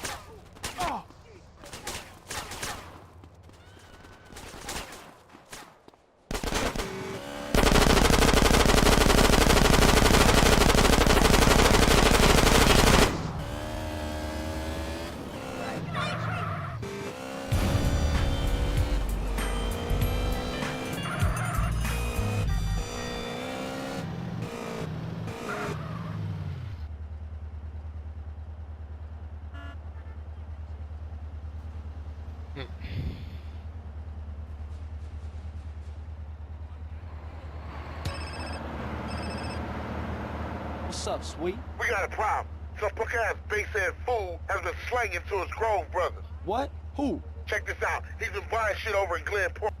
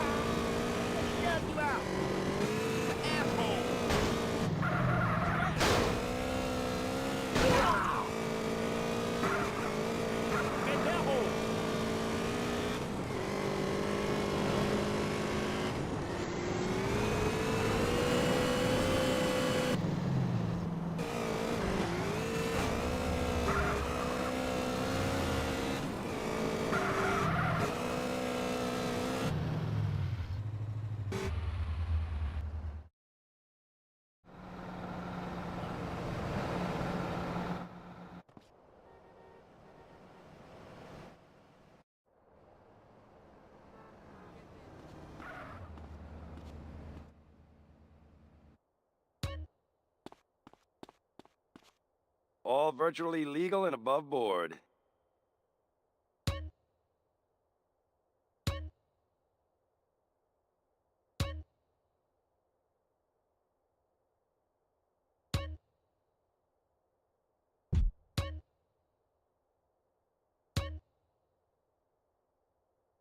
Hope you kick some ass.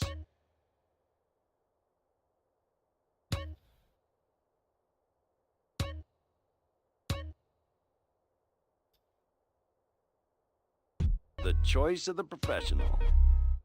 Think you got enough there, pal?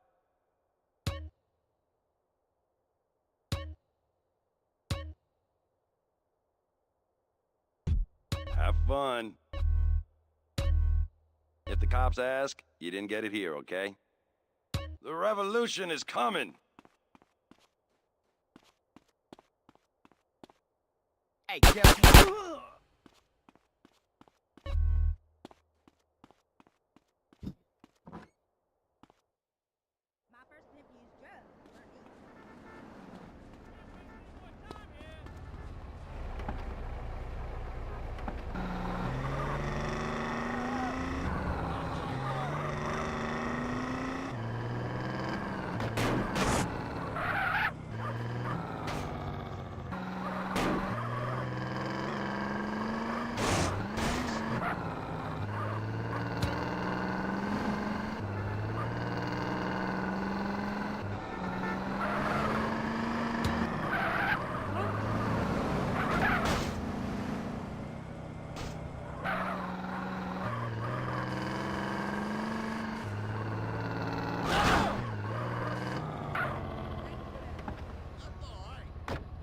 You want this to get ugly? Ah, you so kind.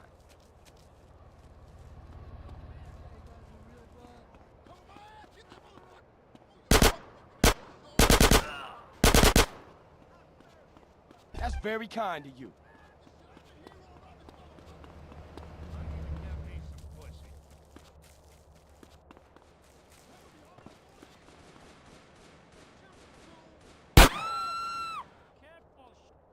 You want a hole in you, huh?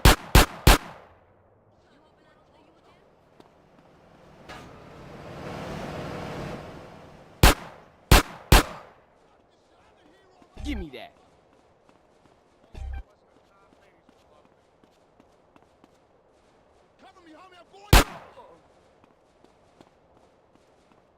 Can I have this?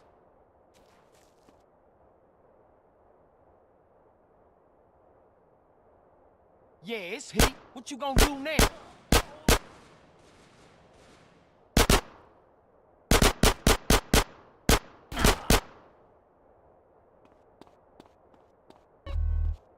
Oh, you're too kind.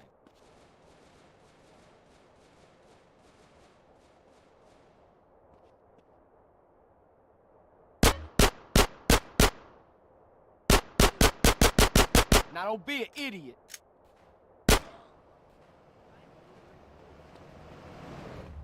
You don't need this no more.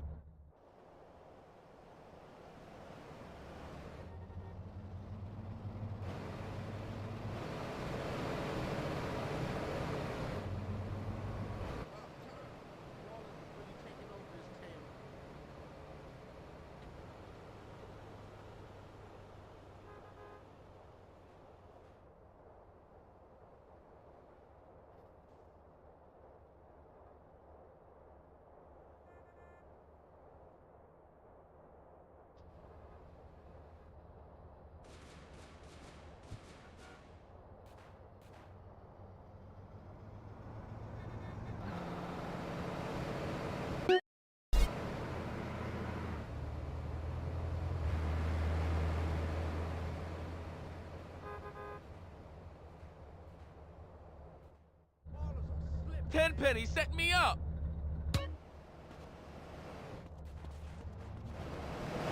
Huh? What?